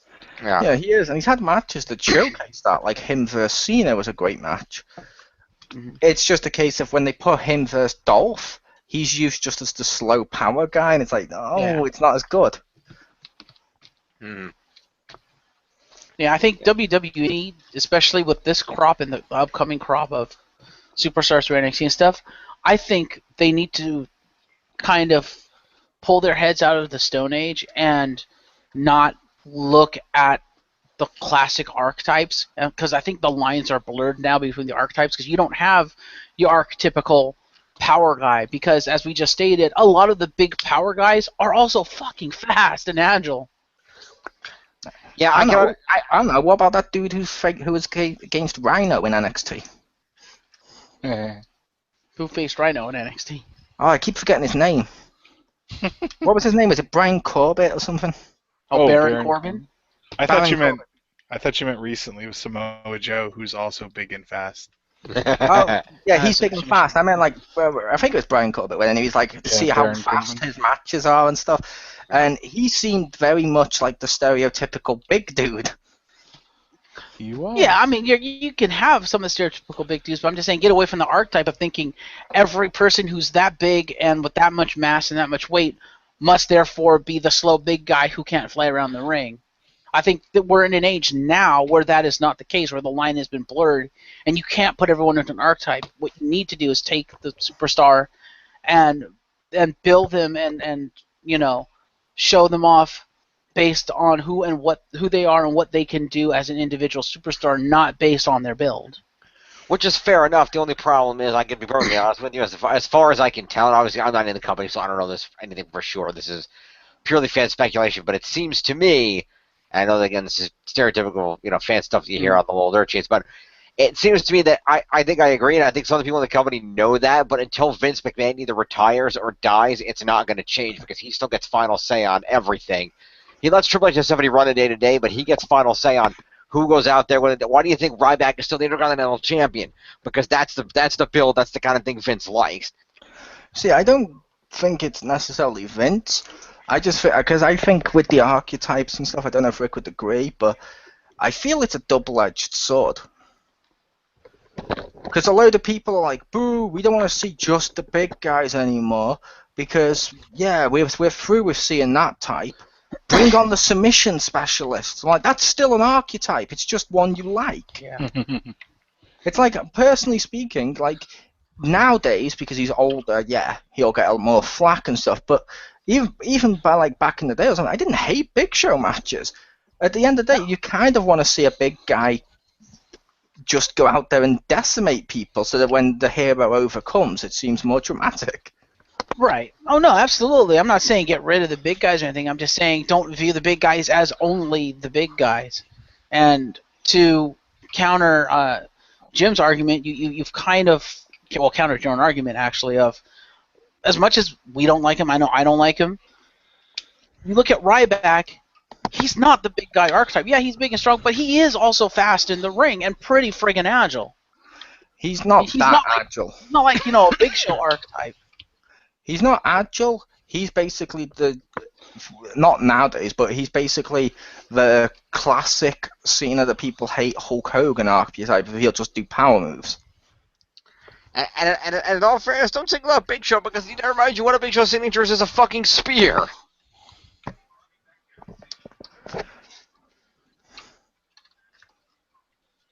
I call it more the battering ram, but okay. Well, either way, he runs at a dude and knocks him down. And the Big Show gets some good speed on that move when he does it. So let's not say the Big Show can't move occasionally when he wants to. He's better now, yes, but like people like Big Show, Mark Henry, they're more the classical like big man archetype. They're not going to be doing stuff that like Luke Harper could do. No, Mark Henry's a big. Again, you have to remember, it's hard to compare Big Show to those guys because when you get guys like Mark Henry, the Great Khali, yeah, they're big and that's all they can do. They literally cannot move. Whereas Big Show, yeah, he's big, but Big Show, he's not just big for the sake of, oh, I'm oversized. His frame actually supports him, as opposed to Khali, who is overly tall and has trouble supporting that, or Mark Henry, who is overly muscular and can't move.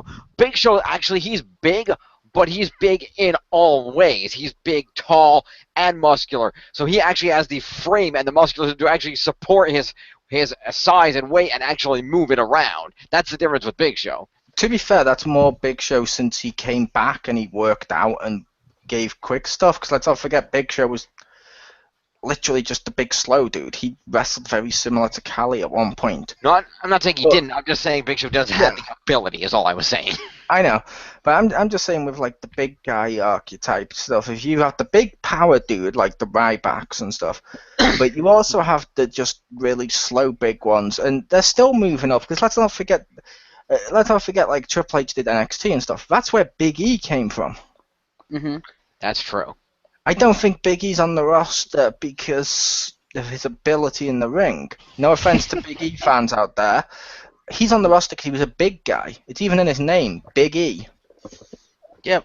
Which, again, another big guy who's actually pretty damned quick in the ring. A lot of the big guys that are coming up through NXT now that we're seeing explode onto the main roster, they have a lot of speed in the ring, which surprised me. I'm like, wow, these guys are pretty quick. And yet they're being billed as the big guy. I'm like, come on, let them use their speed. It would make for a more interesting match. As opposed to, oh, I'm the big guy, I'm going to lumber toward you. It's like, really? Yeah, but the second he speeds up, he becomes crap. The faster he goes, the sloppier Big E is. When he's slower and more deliberate with his stuff, it works for him. Fair enough.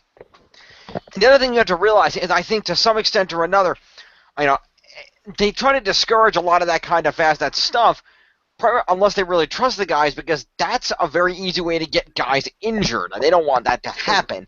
That's why, even guys like Evan Neville, they'll bring Neville up, but they would not let Neville, even on NXT, use that red arrow until he did it in front of about 8 or 9 different people in high up in WWE, and did it about 20, 30 times to prove that he could do it safely over and over again before they even let him attempt that in a broadcast of any kind. So it's that sort of thing where with those kind of, I mean, not necessarily high-flying moves, but any kind of speed moves, if you fuck that up, like if Sami Zayn runs in a dude to jump through the ropes and he misses, he crushes his shoulder against the turnbuckle, his career's fucked. So, you got to watch, like, that's why the faster guys go, the more likely you are to be injured, which is why they prefer to have those slightly slower guys. Even if it's just technical, they prefer to keep the guys a little bit slower just so they don't risk a lot of injury. Yeah, which you have that aspect. You also have the expectation of fans. Like, if someone comes up and he's, say, Sin Cara size, people expect him to be a high flyer. True. Mm-hmm. Either a high flyer or really technical.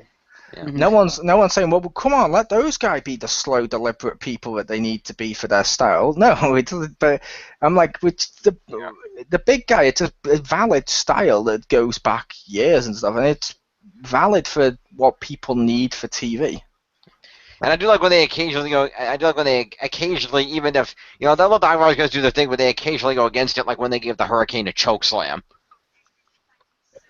To be fair, his was played for laughs. True. Then Shane's chokeslam? Yeah. Sure, it was Mean Street Posse and Chair Assistant, but whatever. Yep, it counts. It's legit. Yeah. But yeah, this is a good match, and I will just say, because I just actually finished watching this match while we were talking about it, because it's on the replay, because we're at that point now. But did anybody else think Dean Ambrose looked really weird without a shirt on? No. I'm so used to him wrestling with a shirt on that it just looked weird when they tore his shirt off. No, the one that looked weird for me with no shirt on tonight was Seth Rollins. A little bit, although he's primarily wrestled without the shirt. It's just because he had the white tights on, it made it look weird. Yeah, the white tights, and also the fact that it showed off more his tattoo than it normally does. And I'm like, I don't know. I just want to put a shirt back on you. I want to put that chest shield back on you. Yeah. Which reminds us, by the way, Marcus Shadow, you need to go back and watch the clip from that match, and you need to tell us what Seth Rollins' Asian language tattoo on his back says. You're acting like I can read it. It's called a stereotype. We play it for laughs. That's what we do here. Yep. Or if you can't read it, at least just type it into Google Translate on your Asian keyboard. Right. I'm sure you have secret ways of changing the keys over to be the Asian language, just like there's secret ways to turn your keys over to have like the N with the little tilde on it when you're writing in Spanish and crap. Yeah, or how if you buy a US keyboard, it doesn't have the letter U. Exactly. Boom. I know that's in multiple American words. It's even in USA, but still, it's funny to say they don't have a U. That is hysterical, yes. By the way, completely unrelated note, by the way. Yes, those jeans do make you look fat. Stop stealing my gimmick. Fair enough. But no, there was I can't remember at what during the course of this match, Dean Ambrose ran the length of 3 announce tables and jumped on Bray Wyatt on the other side of the barricade. Did anybody else notice how Michael Cole mentioned he ran across the Spanish announce table, the French announce table, and the United States announce table? I'm like, wait. There's a lot of countries that speak English besides the United States. Why is it the United States announce table? I'm American, and even I thought that was offensive. Because all the commentators at it are American. True, but still, I'm pretty sure you were listening to that same commentary. It's not like it was. And not to mention the fact that I'm pretty sure the Spanish announce table is also broadcast in Mexico. That's what I'm saying. It's probably Spanish broadcast, probably broadcast in Mexico and other countries, and I'm sure the French announce table is broadcasting in Canada. Hi, Tiff. I was going to say I was pretty sure the Spanish announce table doesn't have Spanish people. It doesn't. Although if you go to Mexico and say that, enjoy the stabbings. Or no, sorry, you go to Spain and never mind. Yeah. We got the joke, yeah. And of course the Spanish announce table doesn't have Spanish people, or it's not Spanish. To be fair, he's not people. Once he's a table, he is a table. Yeah, but if it's the Spanish announce table, maybe he would be Spanish if it's the... Orton and Sombrero? I would say you just said that. Now I'm picturing him in a sombrero with a big fake mustache. oh my God, maracas out of nowhere.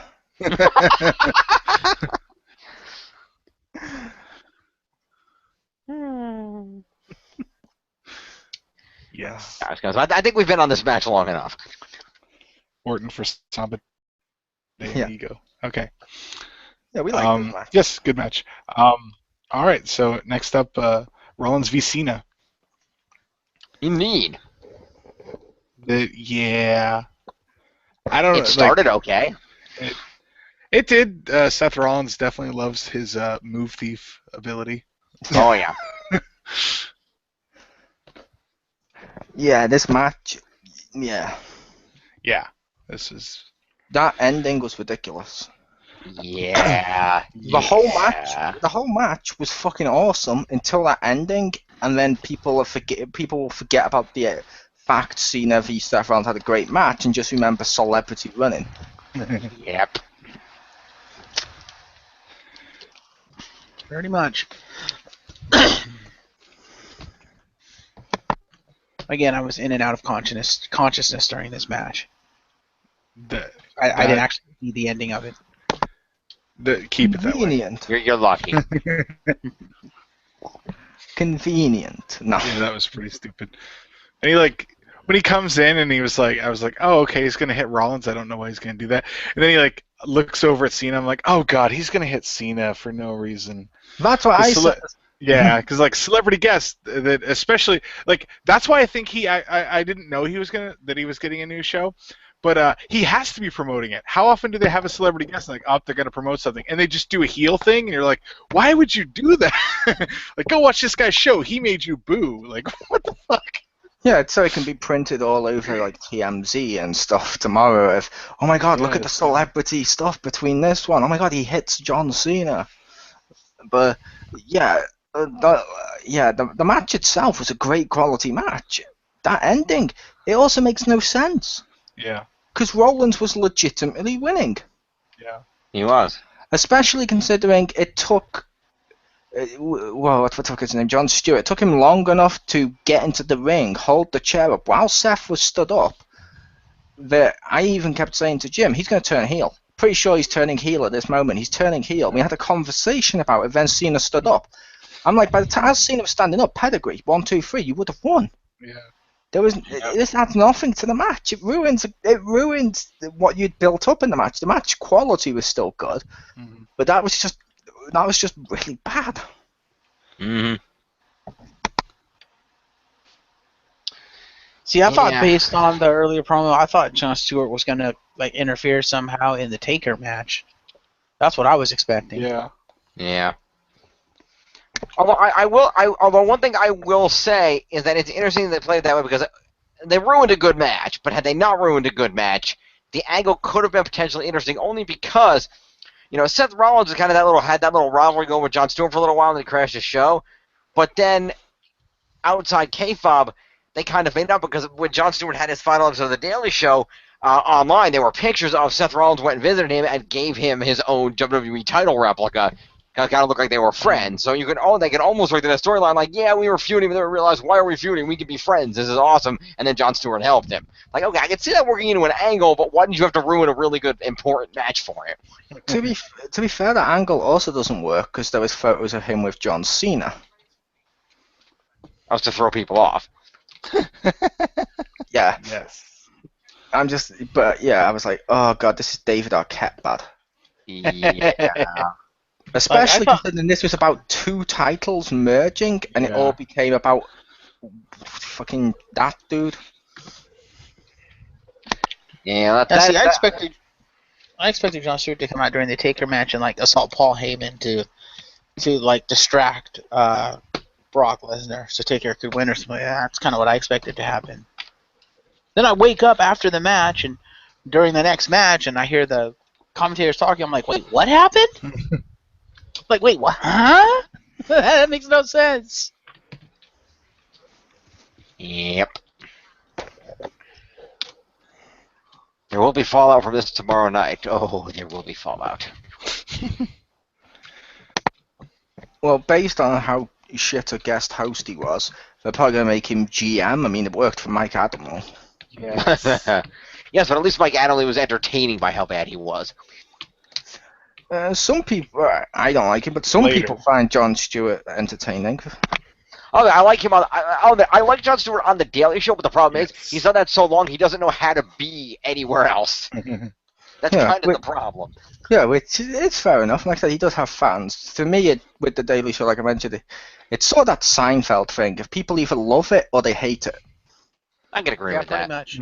Yeah. And there's nothing wrong with liking it, and there's nothing wrong with hating it. It's just one of those things. Like, how many people say Seinfeld's the greatest comedy of all time? And then there's equal amount of people say I don't like Seinfeld. I fall into the category of I don't like Seinfeld.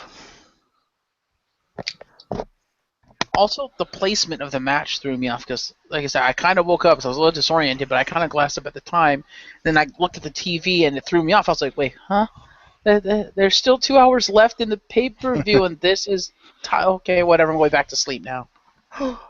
You kept falling asleep during the thing you were supposed to review for Rick's show. Yeah. Shame on you. Now even your consciousness is invalidating him. I watched it, Rick. And I had someone else here to get 2 opinions for you. Yay. I know. Wasn't I also there? You were. Like, I made the joke to Crispy, are you wearing a wig?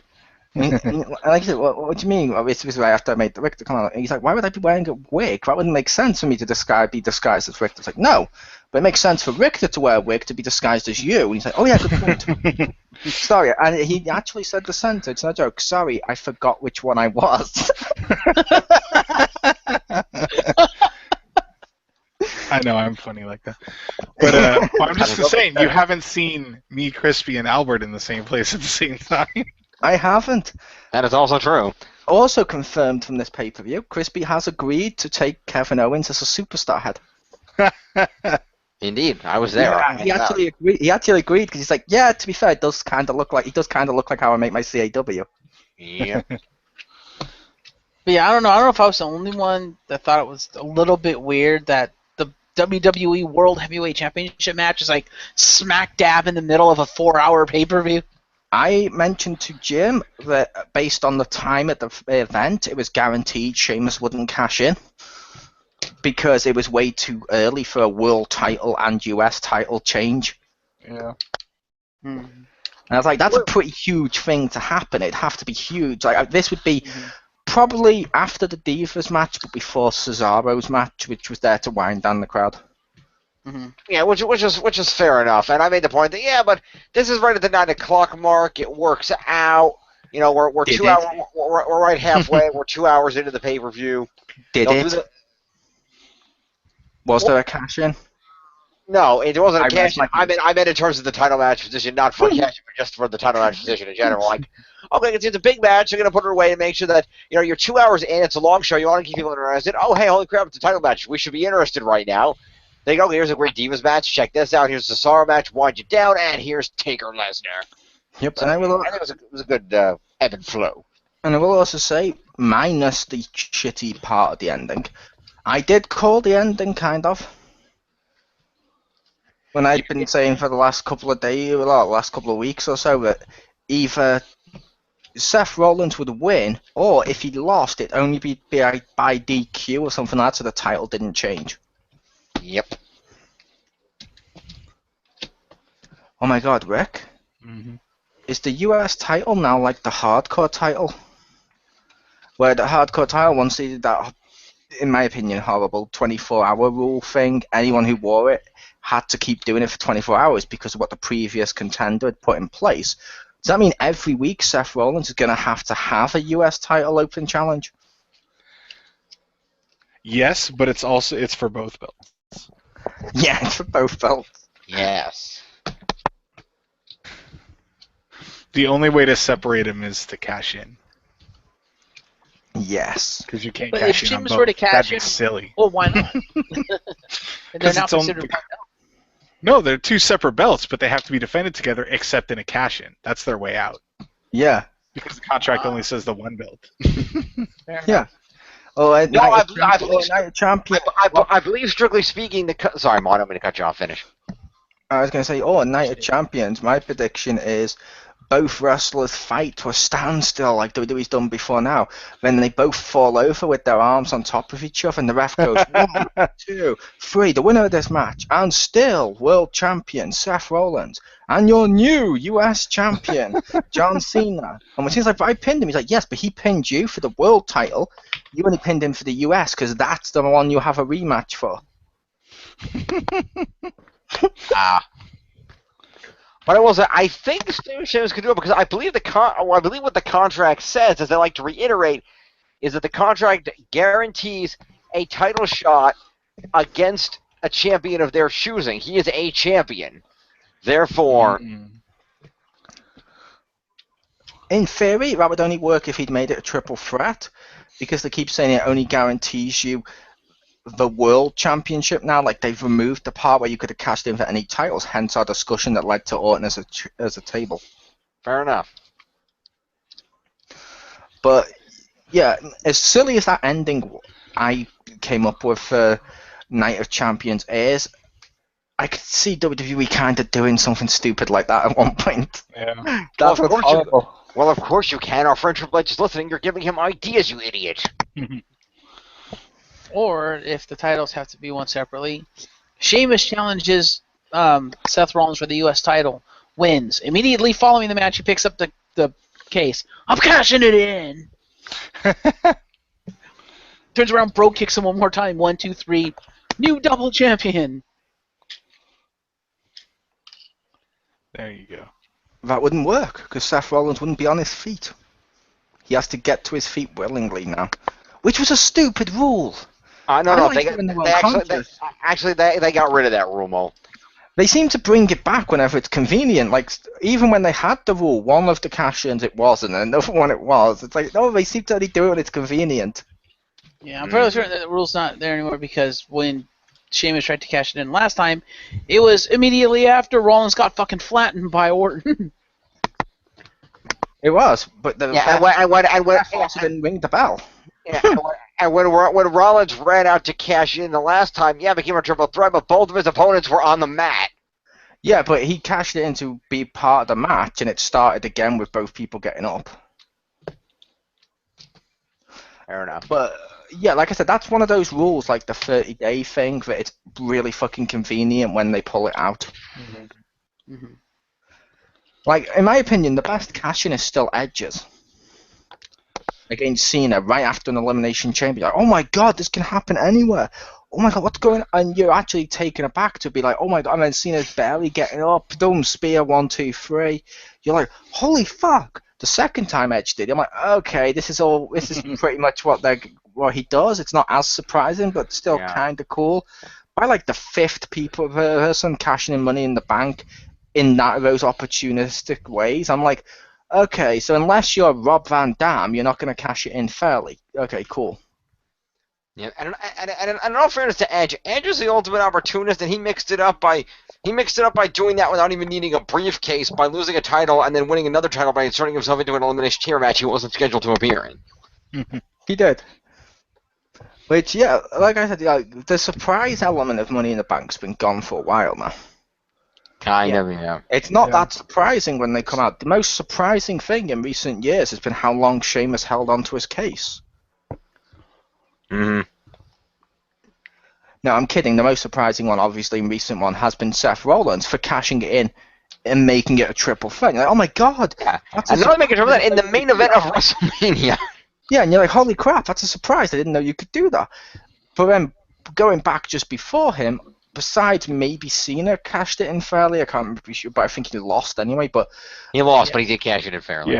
Yeah, but most of the other ones are all like, oh, we're going to come out every week and tease that we're going to cash in, but it's going to be really obvious when we do cash in. And I don't know, that gets old for me. Fair enough. All right, back to the tower. All right. The Tower of Power. So next up we have the Divas 3-way elimination match. I like this match. This match was awesome.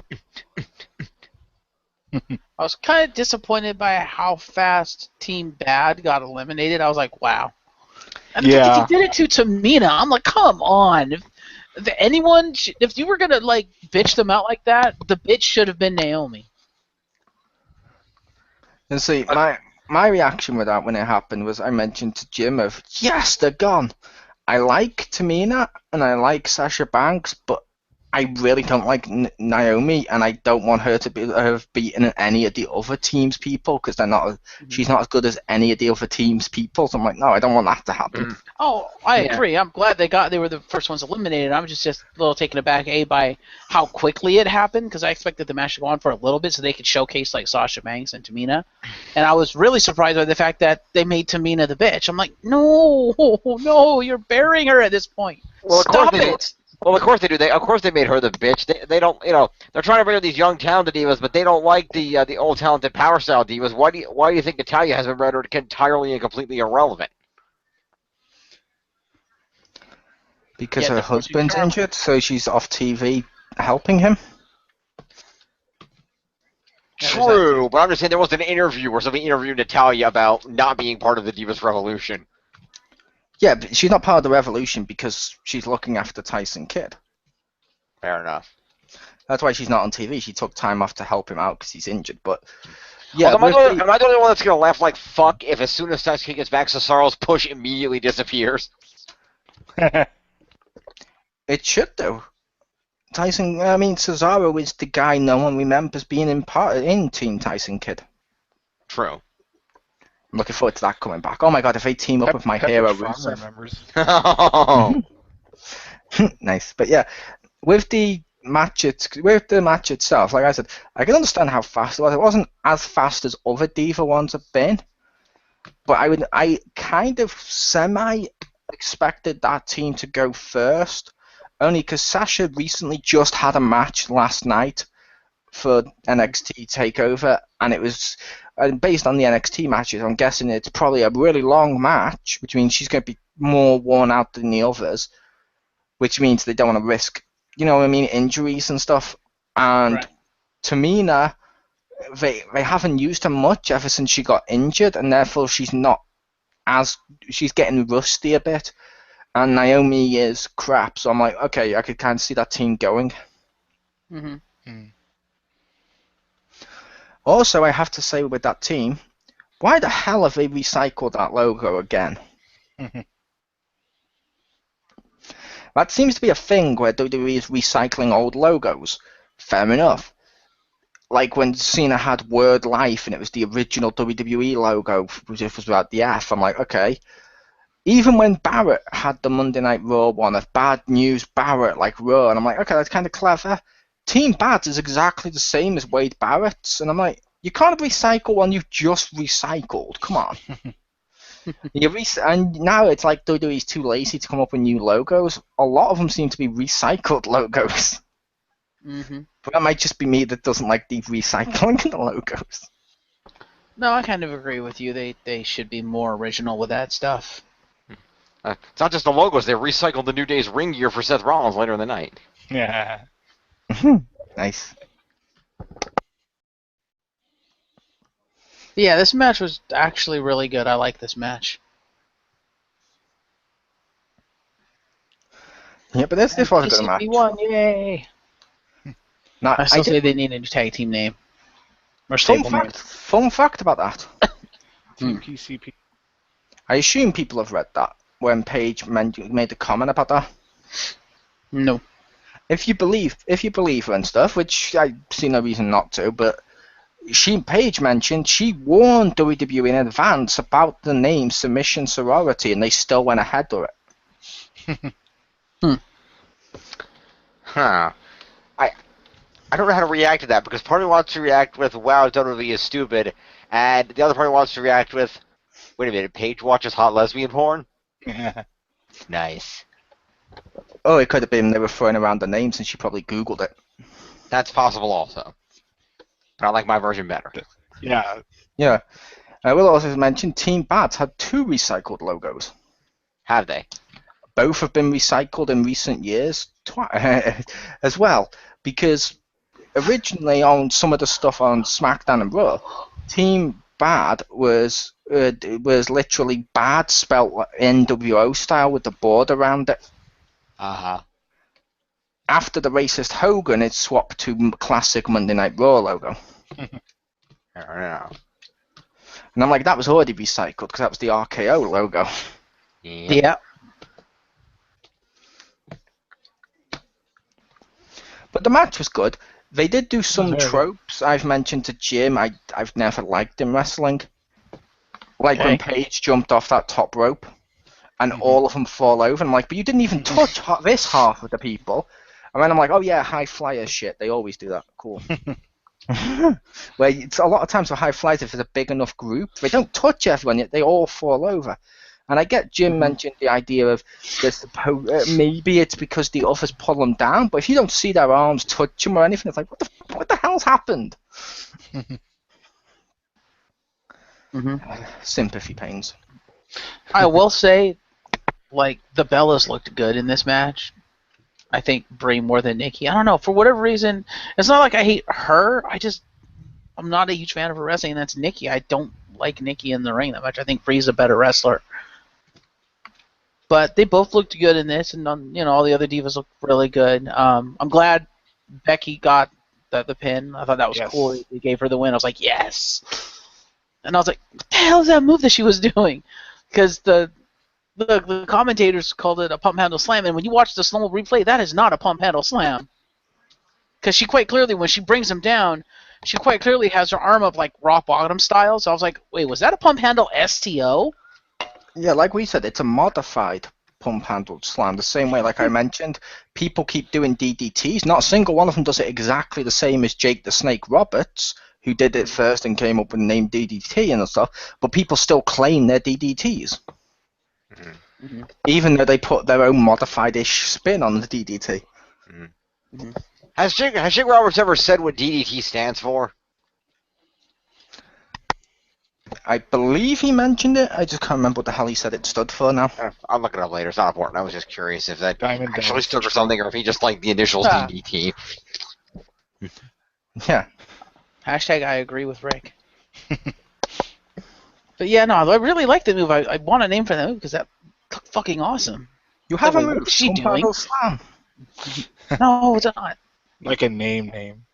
Yeah. I was like, what's she doing? I'm like, wait, did she just kind of do a modified rock bottom? What the fuck? See, this needs to be the new mode. Instead of tied into the creative finisher, there needs to be modify a move. Yeah. There you go. You just pick a move from the move list, and then you can adjust superstar position, swing it around this way, change around what it's doing to make yourself a modified version of a move. And if modifying it in that way would kill somebody, they'll be like a red flash. They'll be like, warning, this will kill your opponent. Yeah, and like I said, it's one of those things. People now just do modified versions of moves after a certain point. Like, how many pile drivers is there that's not like the original pile driver? That are just called just pile driver, and I'm like, well, that's kind of how they do. It's like it's like in a few years' time they'll probably do it with other moves. Yeah, I was also surprised she pulled out an impact finisher. I was like, because the fucking Charlotte went for the figure 8 and stuff. So I was like, okay, well Becky's in there, she's gonna go for the disarmer, and all of a sudden she just picked up, doom. I'm like, ooh, what the hell was that? I'm like, wait, she's going for a pin? The hell? Because I thought she was picking them when she picked them back up, like stood them up. I thought she was standing them up so she could do like a takedown into the disarmer because that's how she usually does it. And instead, she's like picks them up and just doom STO. I'm like, okay, yeah, you're done. Yep. But yeah, that was cool. Yeah, it was a cool match. I like that match. I also found it interesting that Paige was the beat slut. Did not see that coming. She wasn't really a beat slut. That implies she had no impact through most of it, where she also did like the high-flying spot I mentioned where she jumps off and takes everyone out. She got enough offense that it wasn't like she was just there to be beaten up. Yeah. Ironically, if anyone was in that role in this match, and I like her, I'm going to have to say it was Alicia Fox. Yeah. Mainly because Alicia Fox seemed to be there for no other reason than the Bellas needed a third person. Pretty And I much. like yeah. Alicia Fox, but she felt like I kept forgetting she was in the match. Yeah, she felt like the third wheel, kind of. Yeah, I agree with that. Her Like, best oh, yeah, spot you was looking exist. sad and dejected at the top of the ramp. Yes. Yeah, it's kind of bad when you look at the third person of a three-person team and you have the pew response. Oh yeah, you like exist and stuff.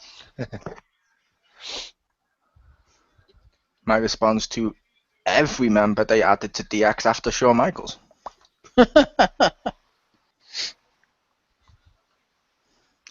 I mean, after he left. Fair enough. Like, who here remembers Hornswoggle's part of DX? Oh, don't remind me.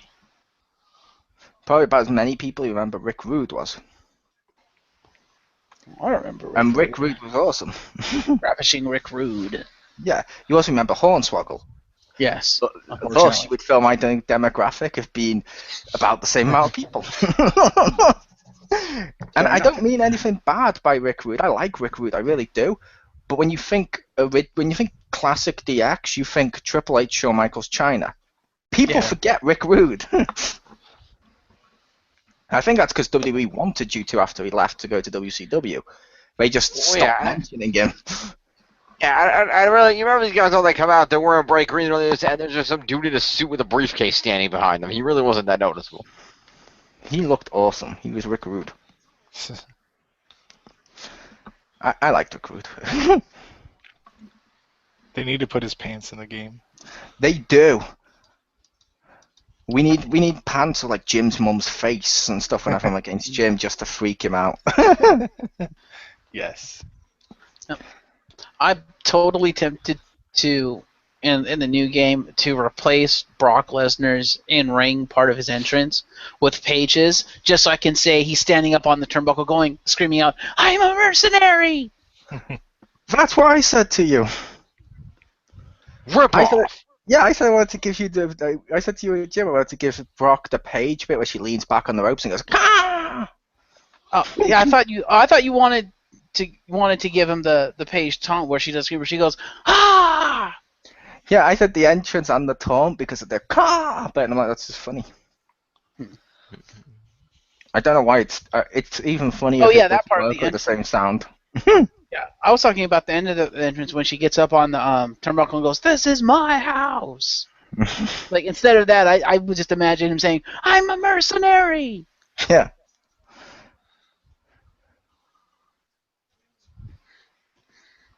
But yeah, like I said, all the divas that actually did anything in this match looked good. They did. They did. So, mission accomplished, WWE and Stephanie McMahon. Mission accomplished. You just made Team Bad even less relevant and more shit, and everybody else looked good. Cool. I will make the case, and I can't believe I'm going to say this, I don't know if it was mission accomplished. Oh? Like you mentioned, the match, wow, I liked it. It was a little shorter than I thought it would have been with all this build-up. True. I literally had more build-up than John Cena, Seth Rollins, and this was a shorter match with more people in it. Yeah, I think the beginning should have gone on longer before Team Bad got eliminated. Like I said, that to me was probably the one complaint I'd have with the match is just how quickly they got eliminated, because that surprised me. I was like, wait, really? Already?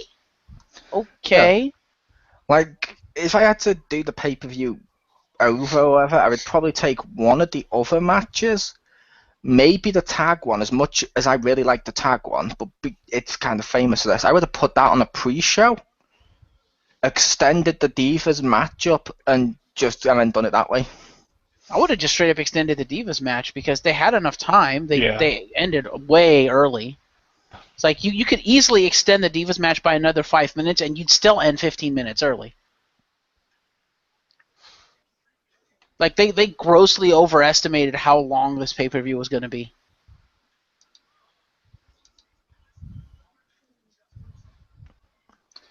But aside from that, the match was pretty good. So moving on. Yeah, it's also good.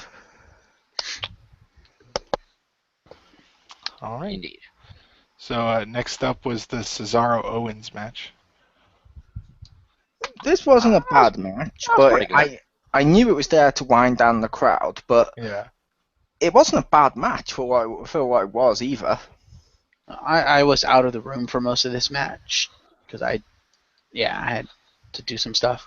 But I had it on. I could hear it, so I was like, okay, yeah, it's Owens. Okay, yeah, it's Cesaro.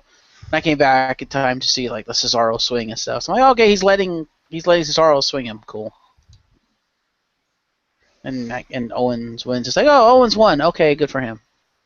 It was still a good match though, because you had like Kevin Owens doing his like moonsault and stuff, and some of the stuff they did in the match was pretty cool. But it just had that nagging feeling of this is just to wind us down for the next match. I'll admit, of all the matches on the card, this is the one I cared about the least. And that includes ones that I like fell asleep in. Like I fell asleep because I was tired because I just got back from a party at my parents' house. So I was just really tired, and but I actually cared about like the Intercontinental title match because I was like, ooh, I wonder if like the Miz is gonna win or not, or the other matches. This one, I didn't give a shit. You had build up, but I was like, it's just kind of there. See, the matchup I didn't care about the most was probably the tag team one. I don't mean that in a bad way. It's just it felt like it had no build-up other than the fact they happened to have been facing each other a couple of times and then was just thrown together. Like I can't even remember seeing Los Matadors, what they're called, on TV this month, and yet they're in the match. Oh yeah, they did. They did a couple of Impact things to kind of build it up where like when they had all the teams come out, they'd be the last one standing to be like, hey, look, we're actually serious competitors, and they wrestled and stuff. I thought it had a decent build-up. I thought it could have had more build-up with that one. Like you said, like you said, for you, there wasn't that much build-up because they didn't push the build-up as much to the point that you even forgot that the Los Matadores was even, a factor. They were even on TV when they were. Whereas I find this interesting that whereas for the Kevin Owens Cesaro match, it's like I would look forward to the match just by virtue of its Cesaro and Owens. I'm like, they could put on a really good match. But in terms of the build-up and the story and stuff, it's like they had plenty of build-up, but I just didn't care. They didn't make me care that the match was happening, aside from the fact that it's these two. Like, these two were the only thing this match had going for it. Aside from that, I just didn't care. So I was just like, it's kind of there. Which is why I kind of tuned it out, because I was like, I don't care. And that's bad because the last, several months, where Owens had been feuding like with Cena and stuff, like, and I got to see Owens wrestle, I was like, okay, I kind of like this guy. He's pretty good in the ring. I like to see him wrestle. And with this pay-per-view, this is the first time since he's moved up to, the main roster and stuff, where I'm just like, I don't care. Yeah, see, like I said, I can understand that. Like I said, for me with the tag team one, it was just sloppily put together. Yeah. To the point that I was like, I don't even know what the hell the story that match was, besides teams. Whereas this one, I know Cesaro and Kevin Owens have at least had that rivalry of one-upmanship, and I'm like, okay. The tag one, I'm like, oh, this would have been a lot better if you like dwindled down the tag teams and just made it like, say, New Day versus Primetime Players, or insert the New Day into the Dean Ambrose Bray Wyatt match and make that for the tag team titles with Roman Reigns and stuff. Interesting. They're like, oh, you guys are talking about feuds with families and teams. Our team's better because we're the New Day. New Day rocks. And then just made that a triple threat. That would have been better. This one just felt like, at least to me, I just felt like this match was, had no story and was just, okay, we need something to fill an extra slot. What are the teams doing? Let's just put them there. Although, of course, the problem with that is the tag team champions were the Primetime Players. So that your plan kind of fails at that point because you don't have champions to fight against. Still, like I said, make it for the tag team titles or not. It's sort of like what you said with Sheamus, where your argument of how he could have got the title on this was he was in a different feud and match with someone. It's like, wait, what? Would have been on Raw. You could have easily had the primetime players lose the title. It's the tag team titles. As much as I like them, they throw that away on Raw like it's fucking candy. True. True. I mean, it's getting to the point where I'm expecting people to come out next week and just shoot them out of a t-shirt cannon. Who wants the titles? Ka-doom. But yeah, I can understand your argument. I can kind of agree with you. They could have done something else with the tag team thing. Fair enough. Well, yeah, fair enough. I'm kind of glad Kevin Owens won this match, actually. Because I think he needed the win. I was actually surprised they put him on such a losing streak after the whole Cena thing.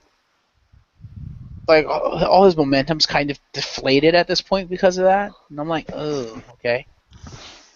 It's kind of bad that you build him up that far, and then it's like, nope, now you're shit. Welcome to the mid-card. It's like, really? I could kind of see that. I understand that because I've seen people make that complaint to me before. And like I said, I always felt with the Kevin Owens thing of he lost 2 matches to Cena. If we're going by the main roster stuff, he only lost 2 matches to Cena, and the other stuff, most of it, he was going, I don't really care. True. Which the only thing he lost was his enthusiasm. And his belt. And his belt. And his cooler looking KO shirt.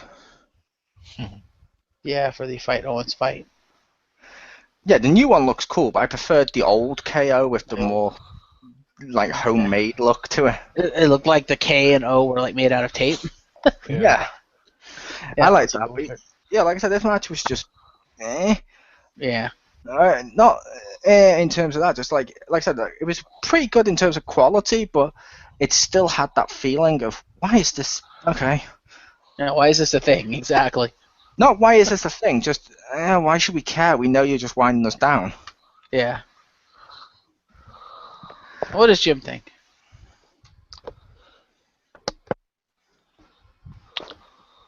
I like the match. Like I said, I wasn't paying too much attention to that match, so. It seems like none of us really were. It's like, it's kind of there. It's not terrible. It's just kind of there. I mean, I watched it. I mean, from what I saw, it didn't look a bad match. Like, all right, Owens and Cesaro, they went back and forth. They had a good repertoire back and forth. I mean, they put on a good match, but it was there to wind the crowd down a little bit before the big main event. So it was the kind of match where everybody's like, oh, we're gonna have the big Taker Brock Lesnar coming up. This is gonna be a big thing. Let's all go to the bathroom. Let's get our snacks. Let's make sure we're ready to go for the main event, because this match has absolutely no consequences. Yeah, I was watching it and I was paying attention to the match, Mark, because I just had throughout it, I just got the sense of there's no stakes as such, because I knew it was to wind down the crowd, but I was still watching it and paying attention because it was a damn good match in terms of quality, which I don't say often about Cesaro matches. So if you're listening, Cesaro, you need to save it. There will be a harsh winter coming. That's the thing, is I like Cesaro now. I like he's good in the ring, and his matches have been really interesting. It's just, for whatever reason, I just didn't really care about this one. I was like, yeah. Hence why I was perfectly okay, like, opening up windows and taking care of the house and getting food and stuff while this match was on. Well, yeah, it's because you spent most of the pay-per-view asleep. Pretty much. Yep. You're like, it doesn't matter. It doesn't matter now, fuck it. It's only Richter's show, who cares?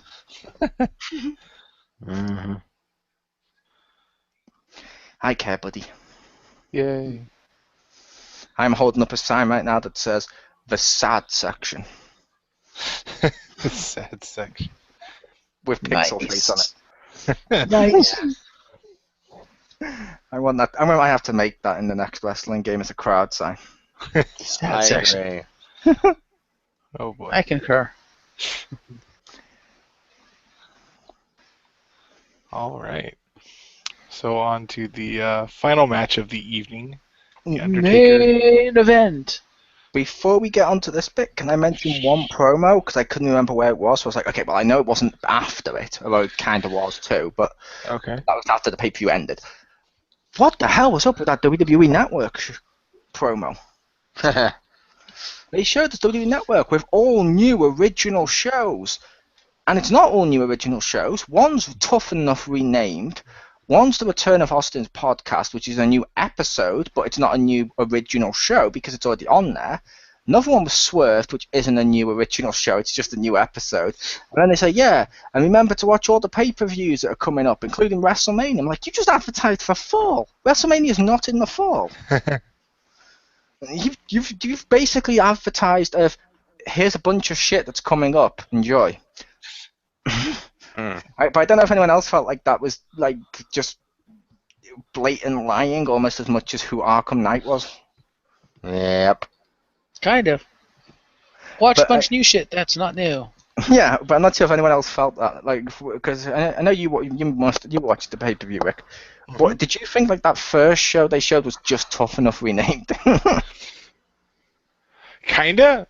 That show looked interesting though. Like, because as far as I know, like, I wanted to see Tough Enough for a while, but I did it. like wasn't on there. Yeah. I couldn't find it on the network for a while. I think they eventually put it there, but at that point I didn't care. I don't think it's the new ones, is it? Because the last one I saw was last season's.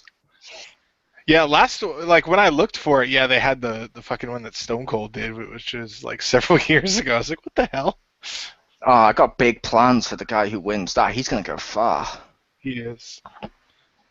Did we get anyone from that Tough Enough? Stone Cold? We had him before. Yeah, no, I don't think so.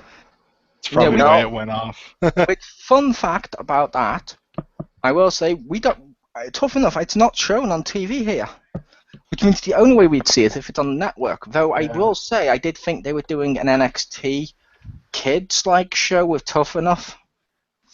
I know that's weird. We have a show over here called Are Your Kids Tough Enough? Wow. And then tough and there we go. After I type in tough on my remote.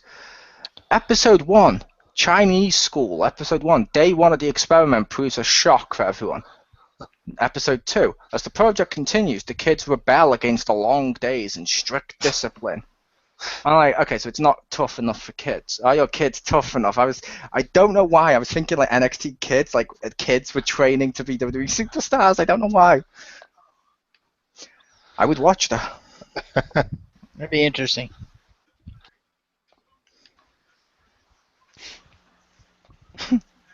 Yes, on to the main event.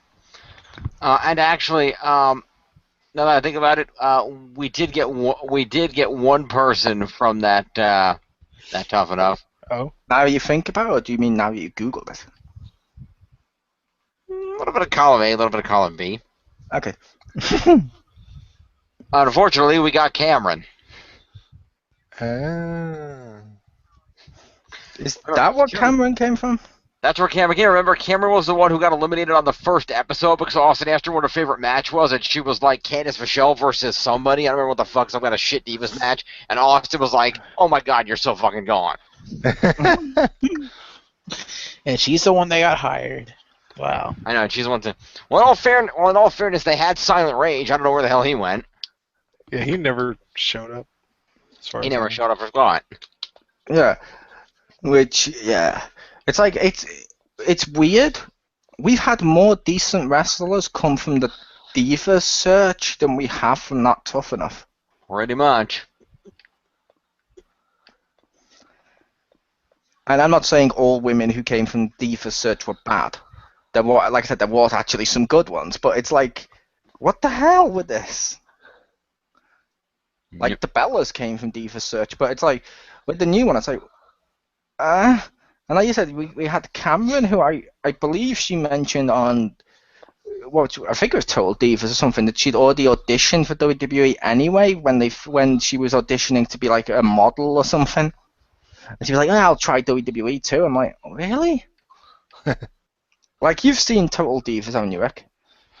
Like bits and pieces. Her character seems to be almost exactly what that Tyler Breeze is parodying. Probably. Like, she has entire episodes where she does stuff like hugs a rapper, and walks up and down this public street where photographers are always meant to be because she wants to be famous, not a WWE superstar. Wow.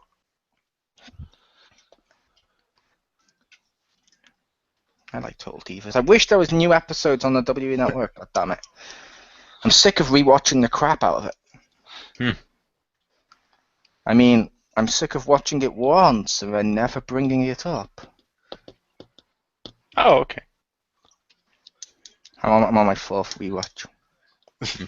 Wow. I love that show. It's addictive as fuck. If you watch it from the beginning, it's addictive as fuck.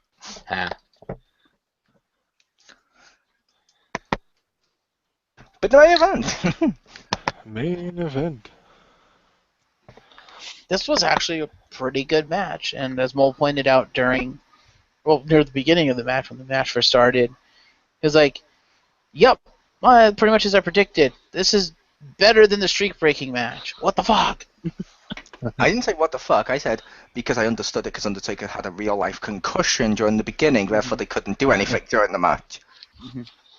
However, yeah, this was way better than their WrestleMania match, and this was a great match, which is good, because I will admit, this was probably the match I was most excited for, because A, as people know, I like The Undertaker, and B, I also actually like the build-up for this with the big brawl and stuff. Yeah. It's like, oh my god, it feels like these two just want to hit each other, which was evident by the fact Undertaker couldn't even take off his coat, and Brock punched him in the face.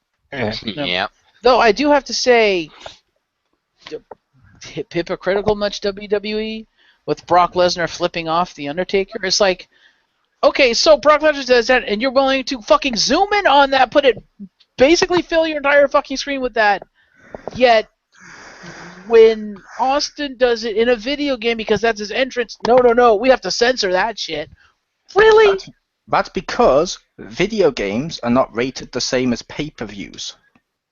Yep. This is still supposed to be a PG product. It is to a certain degree. It's not overly PG like people like to make out, but it's like they keep telling you, watch the old Austin stuff on the WWE Network, which is him flipping people off. He has his own podcast where he's sworn and stuff. And that this is on pay-per-view and the WWE Network, not on public TV, so it doesn't have to hold to the same standards. Therefore, they can get away with a little bit more. Yeah. True. I don't know. It just felt a little weird to me. It's like, it was cool that he flipped him off. Don't get me wrong. I like that, but I was like, really? Yeah. It had a bit of a dusty ending, but it wasn't a bad ending per se. No. I thought it was a pretty bad ending. And fair enough. I want to make a Dusty Rhodes joke here, but I can't come up with one. I don't know how I want this to end, so I'm just going to do all the endings at once. Yeah, there you go. Perfect. Thank you. Richter's our K-Fob Dusty. that the bell person should get fired for, doing a job that wasn't his. Yeah. Because it's not his job to say when to ring the bell to say match is over. That's the ref's job. It's not, but I looked at that bit of the whole thing at the end of they did what they needed to. Brock clearly, only Kurt Angle's one of the few examples of that, made Undertaker tap out, so Brock looks strong as fuck, especially with how he lost as well. And Undertaker still overcomes and wins, so he now looks strong against Brock again. So I'm like, it did what it needed to with the build-up. Both walked away strong. It's like when Undertaker was feuding with, was it Batista or was it Brock that time, where they ended up having endings they threw each other through the stage to end the match, through the glass at the end, and it was just cold and stuff. I'm like, okay, I see what you're going for this, but I know we're not going to get a rematch at the next pay-per-view. I'm predicting probably WrestleMania again. Probably. Possibly. But that flip-off when he's flipping him off and then passes out was kind of cool. Yeah, the sit-up laughing and the flip-off were the best parts of the match. The rest,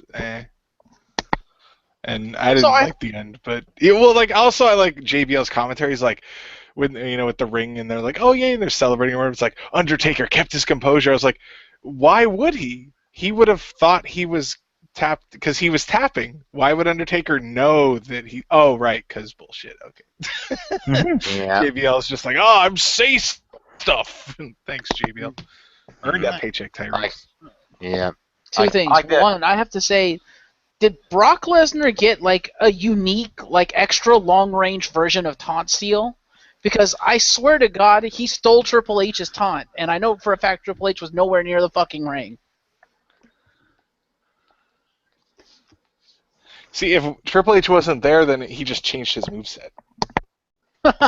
Yeah. They have to be there to steal it. Right? Yeah, you have to be there to steal it, otherwise it's an homage. Yeah. Well, I'm sure he was there, but Triple H was probably, back in his office or whatever. But when Brock, I don't remember what he did to Taker, but he knocked him on his ass. It was probably one of his suplexes. Then he stood up, and I swear he did like the Triple H the game taunt where he rears back and pulls his arms up, and I'm like, wow, okay. Yeah. And I'll say, yeah, like I mentioned near the beginning as well. Like, I did like this match, but I also loved the little tiny things in there, like that choke slam, like I said, where Brock just stands up and it's like, wait a minute, you can't. I mean, he's like runs just past. I'm like, oh, okay. And I realized in that moment that it's Brock Lesnar's will to keep fighting, but yet he doesn't know when his body's going to tell him to quit. And I'm like, that's awesome for this beast. That makes him the beast and legitimacy, as like everyone keeps saying. Yeah. I'm like, that's cool. I can buy that. Mm-hmm. Yeah. Agreed. Also, two things. Apparently, apparently Taunt Thief was just a thing tonight because we all saw earlier in the Bray Wyatt match when he stole the Ultimate Warrior's taunt by taking a flying forearm to the face and then immediately popping up and Sister Abigail-ing him. That's allowed. That's allowed if the superstar is dead. That counts as a tribute. See CM Punk's elbow drop. Fair enough. I will give you that. Second thing, am I the one who thought the best part was after the match when pissed off Paul Heyman over just started banging the bell like a crazy person? And I was gonna mention that was gonna be my second thing. It amused the fuck out of me, and I had to laugh when pissed off Paul Heyman all of a sudden morphed into bad Shia LaBeouf. No. It's like, wow, okay, you went kind of Transformer Shia LaBeouf on us here. Bang, bang, bang, bang, bang, bang, bang. See, I'll admit I didn't think the ding ding ding was necessary. I thought that was completely unnecessary. Him getting the microphone, I expected it meant the similar speech, and I was like, that would work. The ding ding ding ding ding ding ding just felt as unnecessary as some of the stuff Dean Ambrose does. I'm like, ugh. He was trying to do it to get the attention of all the people leaving. Yeah. Because they're like, oh, yeah, it's over. I got to beat the traffic. Ding, ding, what the hell? Yep. I expected him to get back in the ring, talk some more shit about The Undertaker, and then I expected the power to come off and Kane to like jump out of the crowd and then tombstone Brock just to make it worse. I also like the idea of Kane sat in the crowd this whole pay-per-view in his mask and stuff like that, and no one noticed. Ah.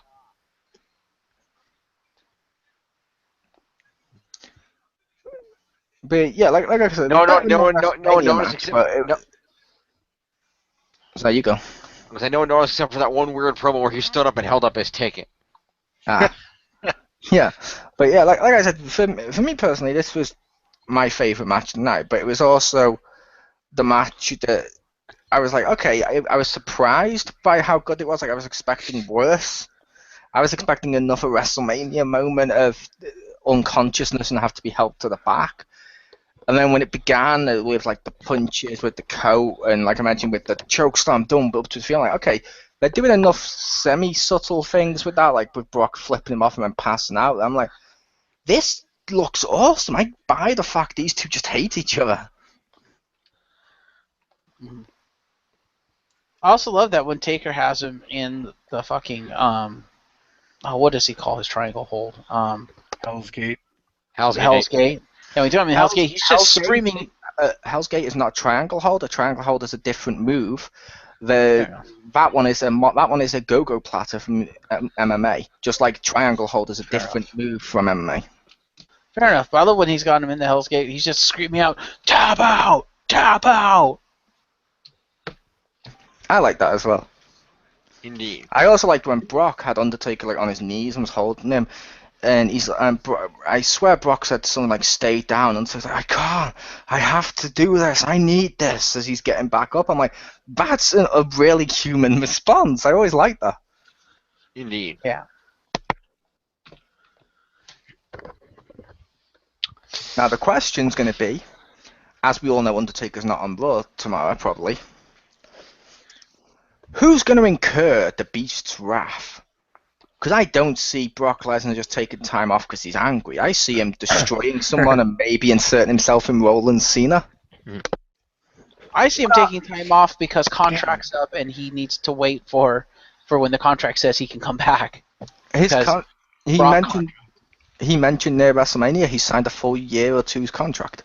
He's re-signed properly, so he's going to make more. And he mentioned he's going to make more appearances. Oh, okay, fair enough. Yeah, I can see him inserting himself in that. Well, that doesn't mean he's going to make. That doesn't mean he's not going to miss months, but it just means he's not going to miss as many months. Yeah. Well, if the past is any indicator, I would say he'll show up, flip an announce table, beat up Michael Cole, and then F5 a few cameramen. Yeah. I approve of that. Well, based on the fact that the other feud's sort of over with the match and stuff, and Roman Reigns has celebrated, they need to do a rematch at WrestleMania with those two. Like, Brock needs to come out completely pissed over what happened. I mean, as he's like, come on, someone out here has to challenge me. I'm pissed off. Someone has to challenge my beast from Paul Heyman. And then just Roman Reigns comes out the crowd, Superman punch him, and like sort of similar build, like these two brawling. Like Roman Reigns like, no, you know what? I owe you. I want to prove I can beat Brock Lesnar one-on-one. I think that'd be a cool match. And people wouldn't rage as much as they did with WrestleMania because there's no world title involved. Am I the only one who kind of wants it to happen, but who kind of wants Kevin Owens to come out and be an ass and tell him to shut up and have him feud with Kevin Owens? I would love to see Brock Lesnar get a pop-up powerbomb.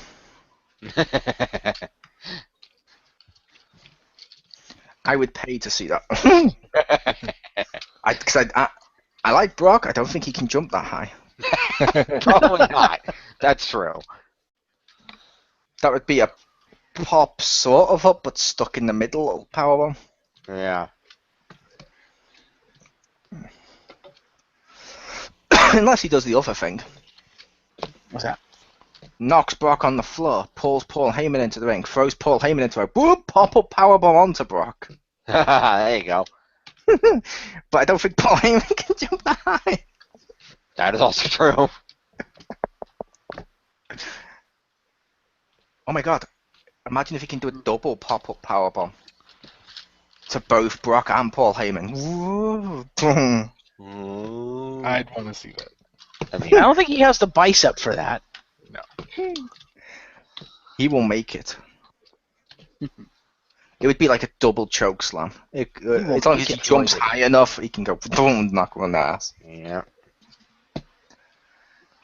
Double pop-up tornado bomb. Yeah. It'll look like that shoulder tackle into an RKO from earlier, where Sheamus was like Orange just barely got under him to hit the RKO as Sheamus was plummeting toward the mat. Yeah. But I will say, because I realized we talked more about the positive stuff. What was it about that match you didn't like, Rick? Just so they can hear the flip opinion. Because that's always fun.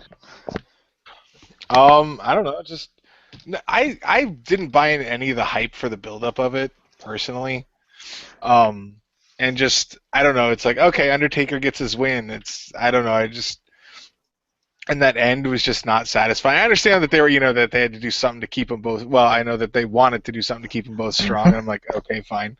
And they do that. I'm like, I don't know why they threw away the streak for any of this. It's kind of nonsense. And I don't know. It just, and also I'm gonna go out on a limb and predict that next time Taker shows up, they're not gonna chant "You tapped out" at him, which they should. Because they do that for all the other people, so Probably. I don't see why they wouldn't. Don't they only But they do that will. to heels? I don't know. They seem to do it to a lot of people. Usually heels are the ones that do that, though. With the, tap out, but, the ref didn't see it kind of thing. Yeah, I could see that. And yeah, I like I said, I understand where you're coming from with that. That makes sense. I will make the case I don't think they broke the streak for this, because I don't think it was, let's break the streak, and in 2 years' time, when we need SummerSlam to be relevant, I just think they threw this together because of the streak. Yeah. Yeah, well, it certainly wasn't because he hurt his brother. It should have been.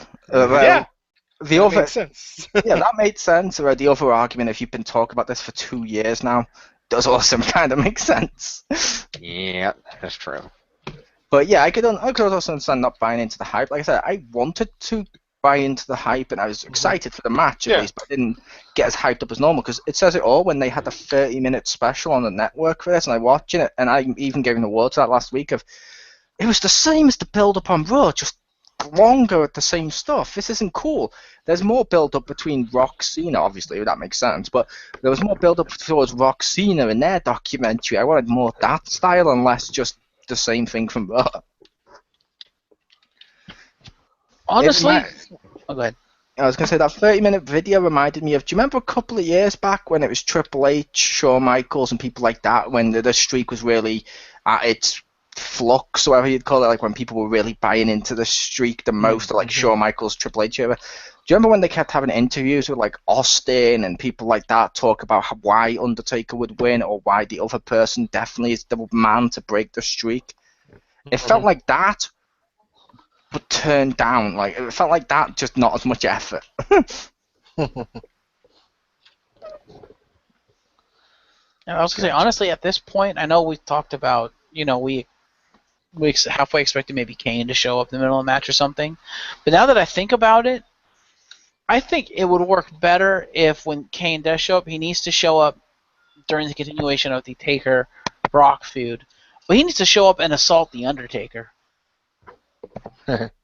And be like, hey, you self-righteous son of a bitch. Brock Lesnar fucking attacked me and broke my arm or whatever. And you come out, you don't even give a shit that I got hurt? What the fuck kind of brother are you? Would that make much sense? What, that Kane's pissed off that Taker didn't care? I think it would make sense. I mean, would that make sense in the regard of since Kane put the suit on, he constantly keeps telling people, don't mention my family, I'm done with that. Which means and even when Undertaker's streak was broken, Stephanie mentions to him, yeah, and don't you worry about your brother. And Kane's like, I'm not worried about him, fuck him.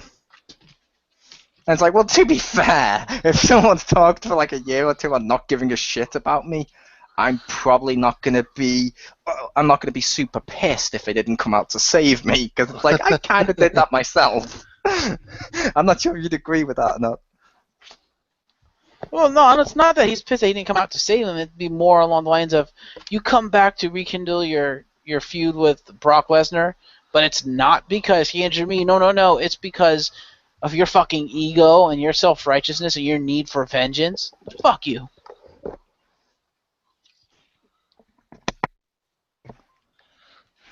Yeah, which I was just making the case of Kane's constantly kept talking about how he doesn't want anything to do with his brother or his family. Please don't associate me with that, and wears a suit. Damn right, the Undertaker wouldn't save him in his mind. I could understand why Undertaker would, because you don't give up on family. But I could also, if I was in Kane's predicament, it'd be like, to be fair, I've kind of been a dick to that dude for like 2 years. Like, if I constantly, like you guys, if I constantly kept invalidating Richter like you guys do, I don't expect him to be helping you in universe mode. Nope. Pretty sure he should be sat back in his tower like, nope, they had this coming. Soon I shall rise. Point at my ticket from the audience. Yes. Oh my god, that'd be amazing. But yeah. I would say this is overall, because I do think we've discussed that in too much, but I don't know if you'd agree or not, Rick, before I give final thought to the pay-per-view. Go ahead.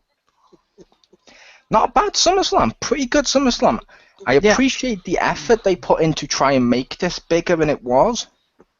They really wanted this to be like a midway through WrestleMania. It didn't quite feel like WrestleMania, but to be fair, WrestleMania hasn't felt like WrestleMania for a few years as much. So I'm like, okay. But there was one bad match of the triple threat. And we had the bad host and that world title ending, but it was still an enjoyable pay-per-view. I can agree with that. There was enough positives in there to say, yeah, this was a decent pay-per-view. Of course, I have yet to see actually half of it, but like you said, the triple threat match, the ending of the world title match, there was the fact that the Owens Cesaro match, while was good, was just kind of it was kind of there. And then Richter and I'm sure other people had issues with the ending of the Taker, the Taker Lesnar match. So while there were issues on the whole, what was put out there was actually pretty good.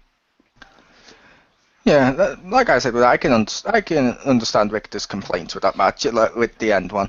Like, I can understand not everyone's going to like every match on the card. There's probably people out there who like that triple threat match I hate. I don't think any of them in this conversation. No. No, but I know they're out there somewhere. Mhm. The I mean, Rybackers? Yeah, the ones I that know. keep chanting "Feed me more," and he comes out. I'm like, okay. Which is also really ironic with their chanting "Feed me more, feed me more." Then if someone like Roman Reigns gets a win, boo! You're feeding him, people. You were just chanting "Feed me more." Yeah, but we wanted to feed this guy. No, Roman Reigns, you're like that one pigeon at the park where when you throw it to your favourite, it just comes along and takes the. No, you don't get fed. Anyone but you. So do you think if they used Ryback to fuel Reigns, you know how like they did with they've done with other people, then would that solve all of your problems? No, because I don't want Reigns to get injured. Oh, okay. Well, no, like being on his side, like what they did with like Zack Ryder to Cena and what they're doing with Ambrose to Reigns.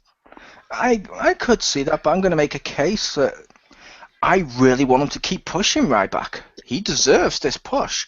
I really hope he wins the Royal Rumble this year.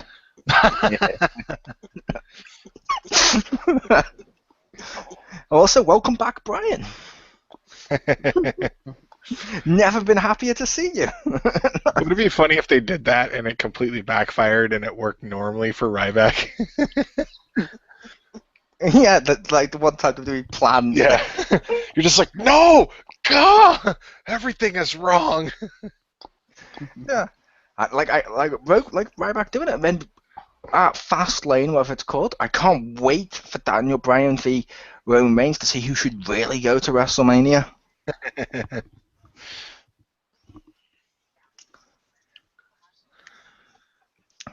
Okay then. That was stupid. That match at Fastlane, I understand why they did it, but they had no real reason for that. Of Roman Reigns won the Royal Rumble. Well, you're going to put it on the line against Bryan because the fans say so.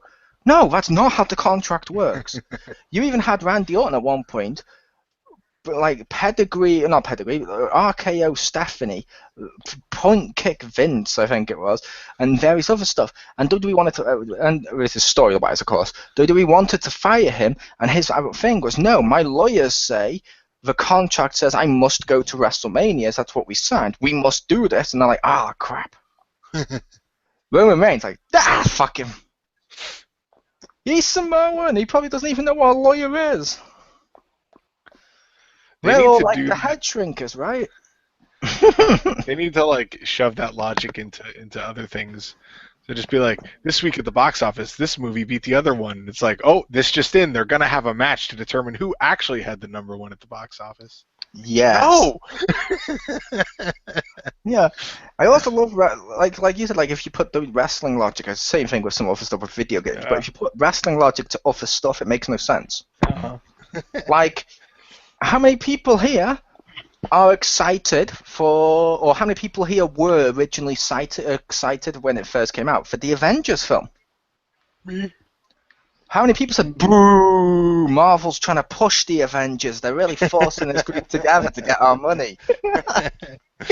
Instead of this, we're going to support Shrek 4. It's the underdog. or you go to a movie showing Avengers and you just chant, "Let's go Shrek, let's go Shrek." Yeah. Now, you do get some movie people doing that the other way. Like I saw Dark Knight fans giving the Avengers movie 0 stars on stuff where before it came out with it's not as good as The Dark Knight. Which is also funny because The Dark Knight also had negative reviews from Marvel fans after a few years later saying, boo, this didn't even build to anything the same way the Marvel films did years later, like after Iron Man. I'm like, no, they're two different films. No, that doesn't work. But yeah, it's not. But like we said, it's not to the same degree of that. Although I have totally seen Richter stand up at E3 and just boo the shit out of BioWare with boo, let's go JRPG. Let's go, JRPG, boo! I don't think that happened, but sure. Canon. Oh. I've made it canon. I won't allow it. There. I've made it Boom. canon by I've made it canon by photoshopping you into E3 pictures. Okay. And Richter felt really long going, okay, let's see these pictures. Yeah. You use my pixel face. I have an actual face. That's not what I look like. Fine. How I about can this totally one? see. How about this I one? can totally. No, that's Samuel Jackson. Not all poor people look alike. I could totally see the Avengers thing happening with them being like, "Let's go, Tony. Tony sucks. Let's Yeah. go, Tony. Tony sucks." Yeah. Now I do understand the thing of, we're either pro Marvel or pro DC, blah blah blah blah, because okay, rivals. But yeah, like the Shrek thing with Marvel. Why would you do that? It's like who here is going to go to see Captain America: Civil War, then stand up at the end with your ticket in hand, march up to the desk and demand your money back, and they should hashtag cancel the cinema because Captain America was made to look strong. Boo! What? He didn't get shot in the street like a dog. No. Cancel my hashtag cancel my cinema subscription. Ha. I also love that logic as well with WWE fans, which I know we're going slightly off topic, but I love that logic with WWE fans too, Rick. Mm-hmm. Boo! We want WWE to be held up in the same esteem as an actual sport. But in actual sport, when teams win or lose, they don't cancel their subscription to the National Football League or to UFC or anything like that. They just go, okay, our team lost, boo, and they may be angry about it, but they don't act like, boo, you should have made this guy win, boo, we want this to be pushed. It's like, but no, WWE fans constantly do that. We want to be treated legitimacy. And then if someone doesn't win who they want to win, boo, this isn't what we paid up for. It's like, but that's life. You don't always win at life. Like, there's going to be matches where the people you like lose. There's going to be matches where the people you like win. That's life. Yep. And with that, good night, everybody. What about Jim? I don't know. He's been silent for so long. I just assumed he Jimmed us. I don't know, Jim. You are right here. Yay! Okay. Boom. Speak, Phoenix. I assumed he was jacking off to the Out of Nowhere meme pictures. Ah. And just like his hero, he did see it coming. Ah. Boom. Yes, Jim, final thoughts. Overall, I thought it was a great pay-per-view. It had a couple of low points, but what show doesn't? I mean, I thought it was really entertaining. The tag team match was great. The tag title match, I mean, was great. The Wyatts and former Shield guys match was great. The main event was good. I like the main event. Yeah, the title match was kind of bullshit. But yeah, so everything has low points. The Divas match was pretty good. You know, that could have been a lot worse. I mean, as far as Divas matches go that we've seen in the past, they're getting a lot better, and this was a really good match.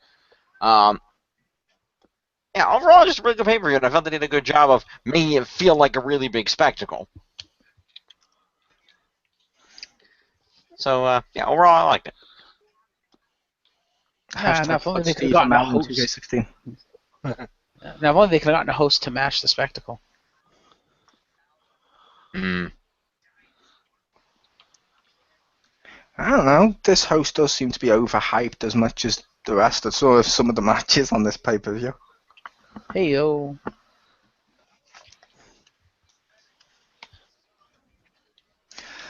Although I will say, and I don't say this often, they missed a massive beat Okay. with who they got to host. Because, and he took photos and he'd been tweeting about it just 1 or 2 days earlier, Austin was in Brooklyn. May not be the biggest Austin fan, and that's fair enough. However, he would make a hell of a lot more sense to a guest host. Like, if this had been guest host Stone Cold Steve Austin, how much would people have been like, what the I want to see this? True. Then would he have hit Cena with the chair, or? You would have stunned him. I don't even think he would have interfered in that match. I think he would have just been arguably doing the host stuff, but I could also see him being up on that, the panel they do with Renee Young and stuff. Mm-hmm. I could see him like going between the two, and that'd be fun. Yeah, he'd have to randomly stun someone before the night's out. Otherwise, it's not Austin. He'd stun the Miz, and that's how Ryback would win. I'd be okay with that.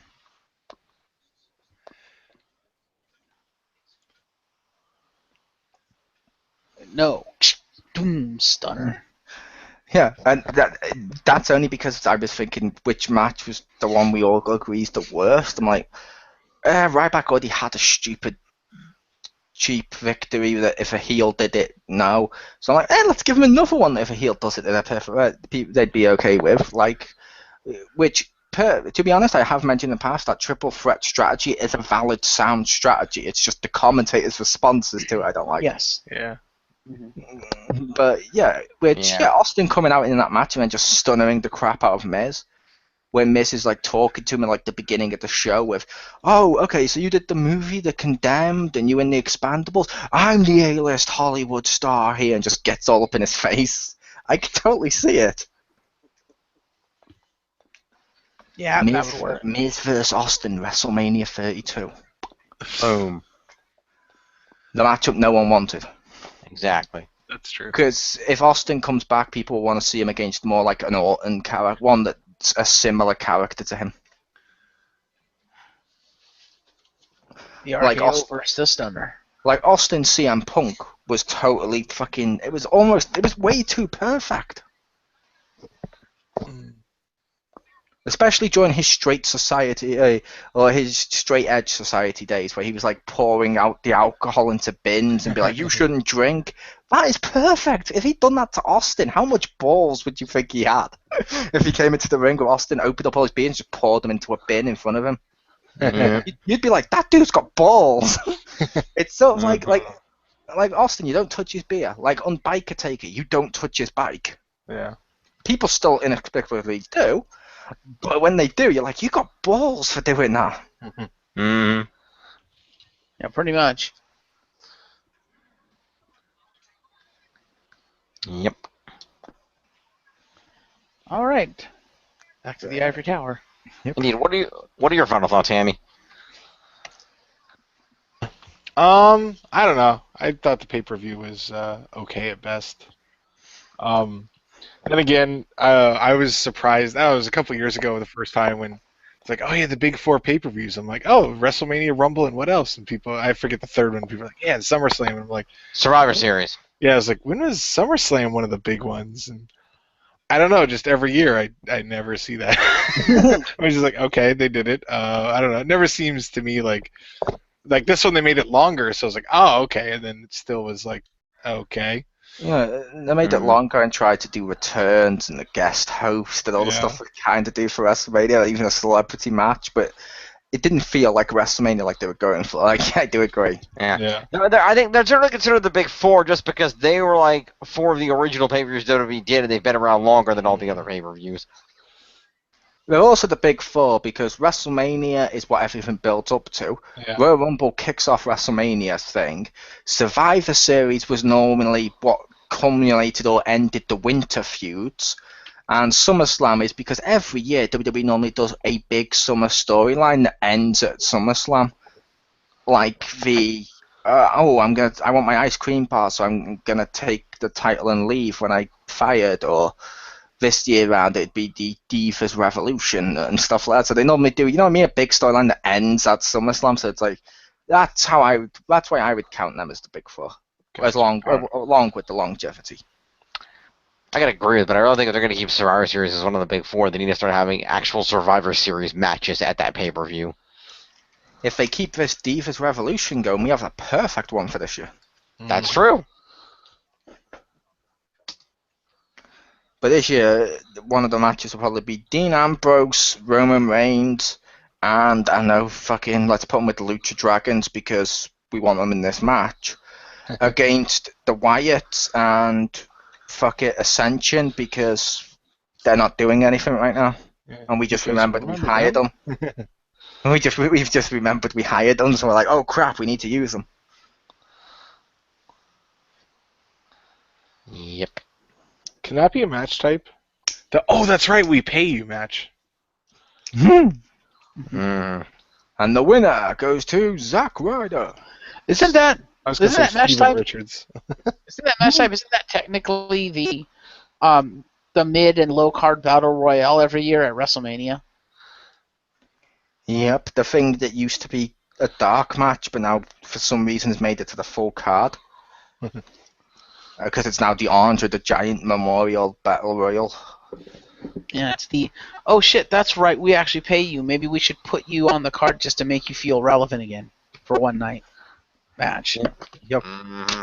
Or you could argue Royal Rumble. Yep. Kind of, yeah. Because it's all people you're like, oh yeah, they did hire that guy. I forgot he was going to come out. And then some legends coming back for a temporary moment of fame. Yeah, pretty much. Yeah. One All thing right. that made this pay-per-view better. Rick should have been on Skype with us. Yes. I agree. But by your own logic, would that not have basically had the same effect of crossing the streams? I would have caused the world to implode, yes. It would have, but it's okay. It's worth it. But no. Wouldn't you have wanted Marcus to join you if he fell asleep? I didn't think he was there.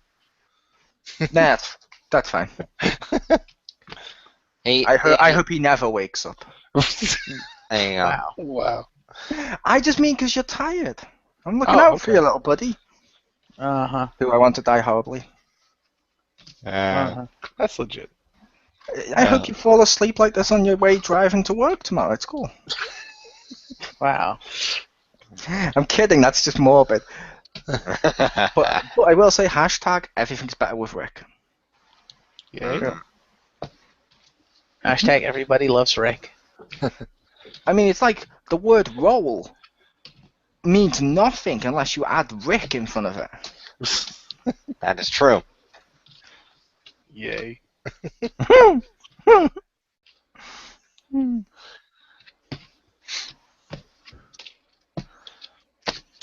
So there you have it, our thoughts on SummerSlam.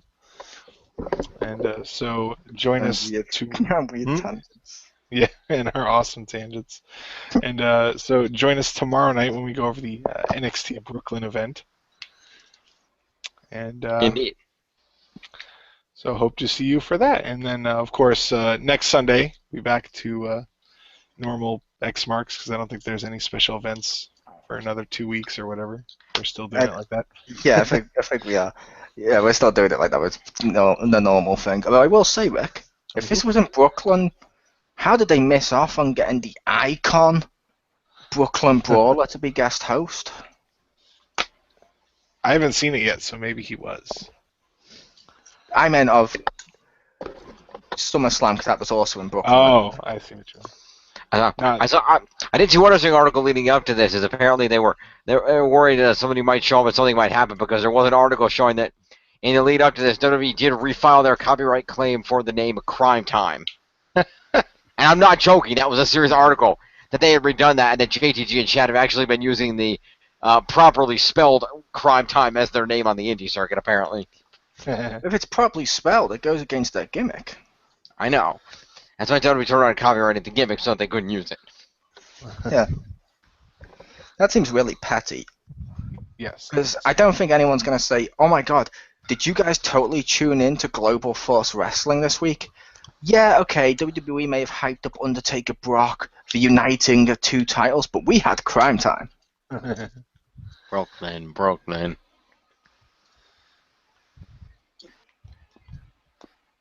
It's true. Yeah. Yeah. Well, Well, good night, folks. Hashtag remember Brooklyn. that's all, folks. Good night.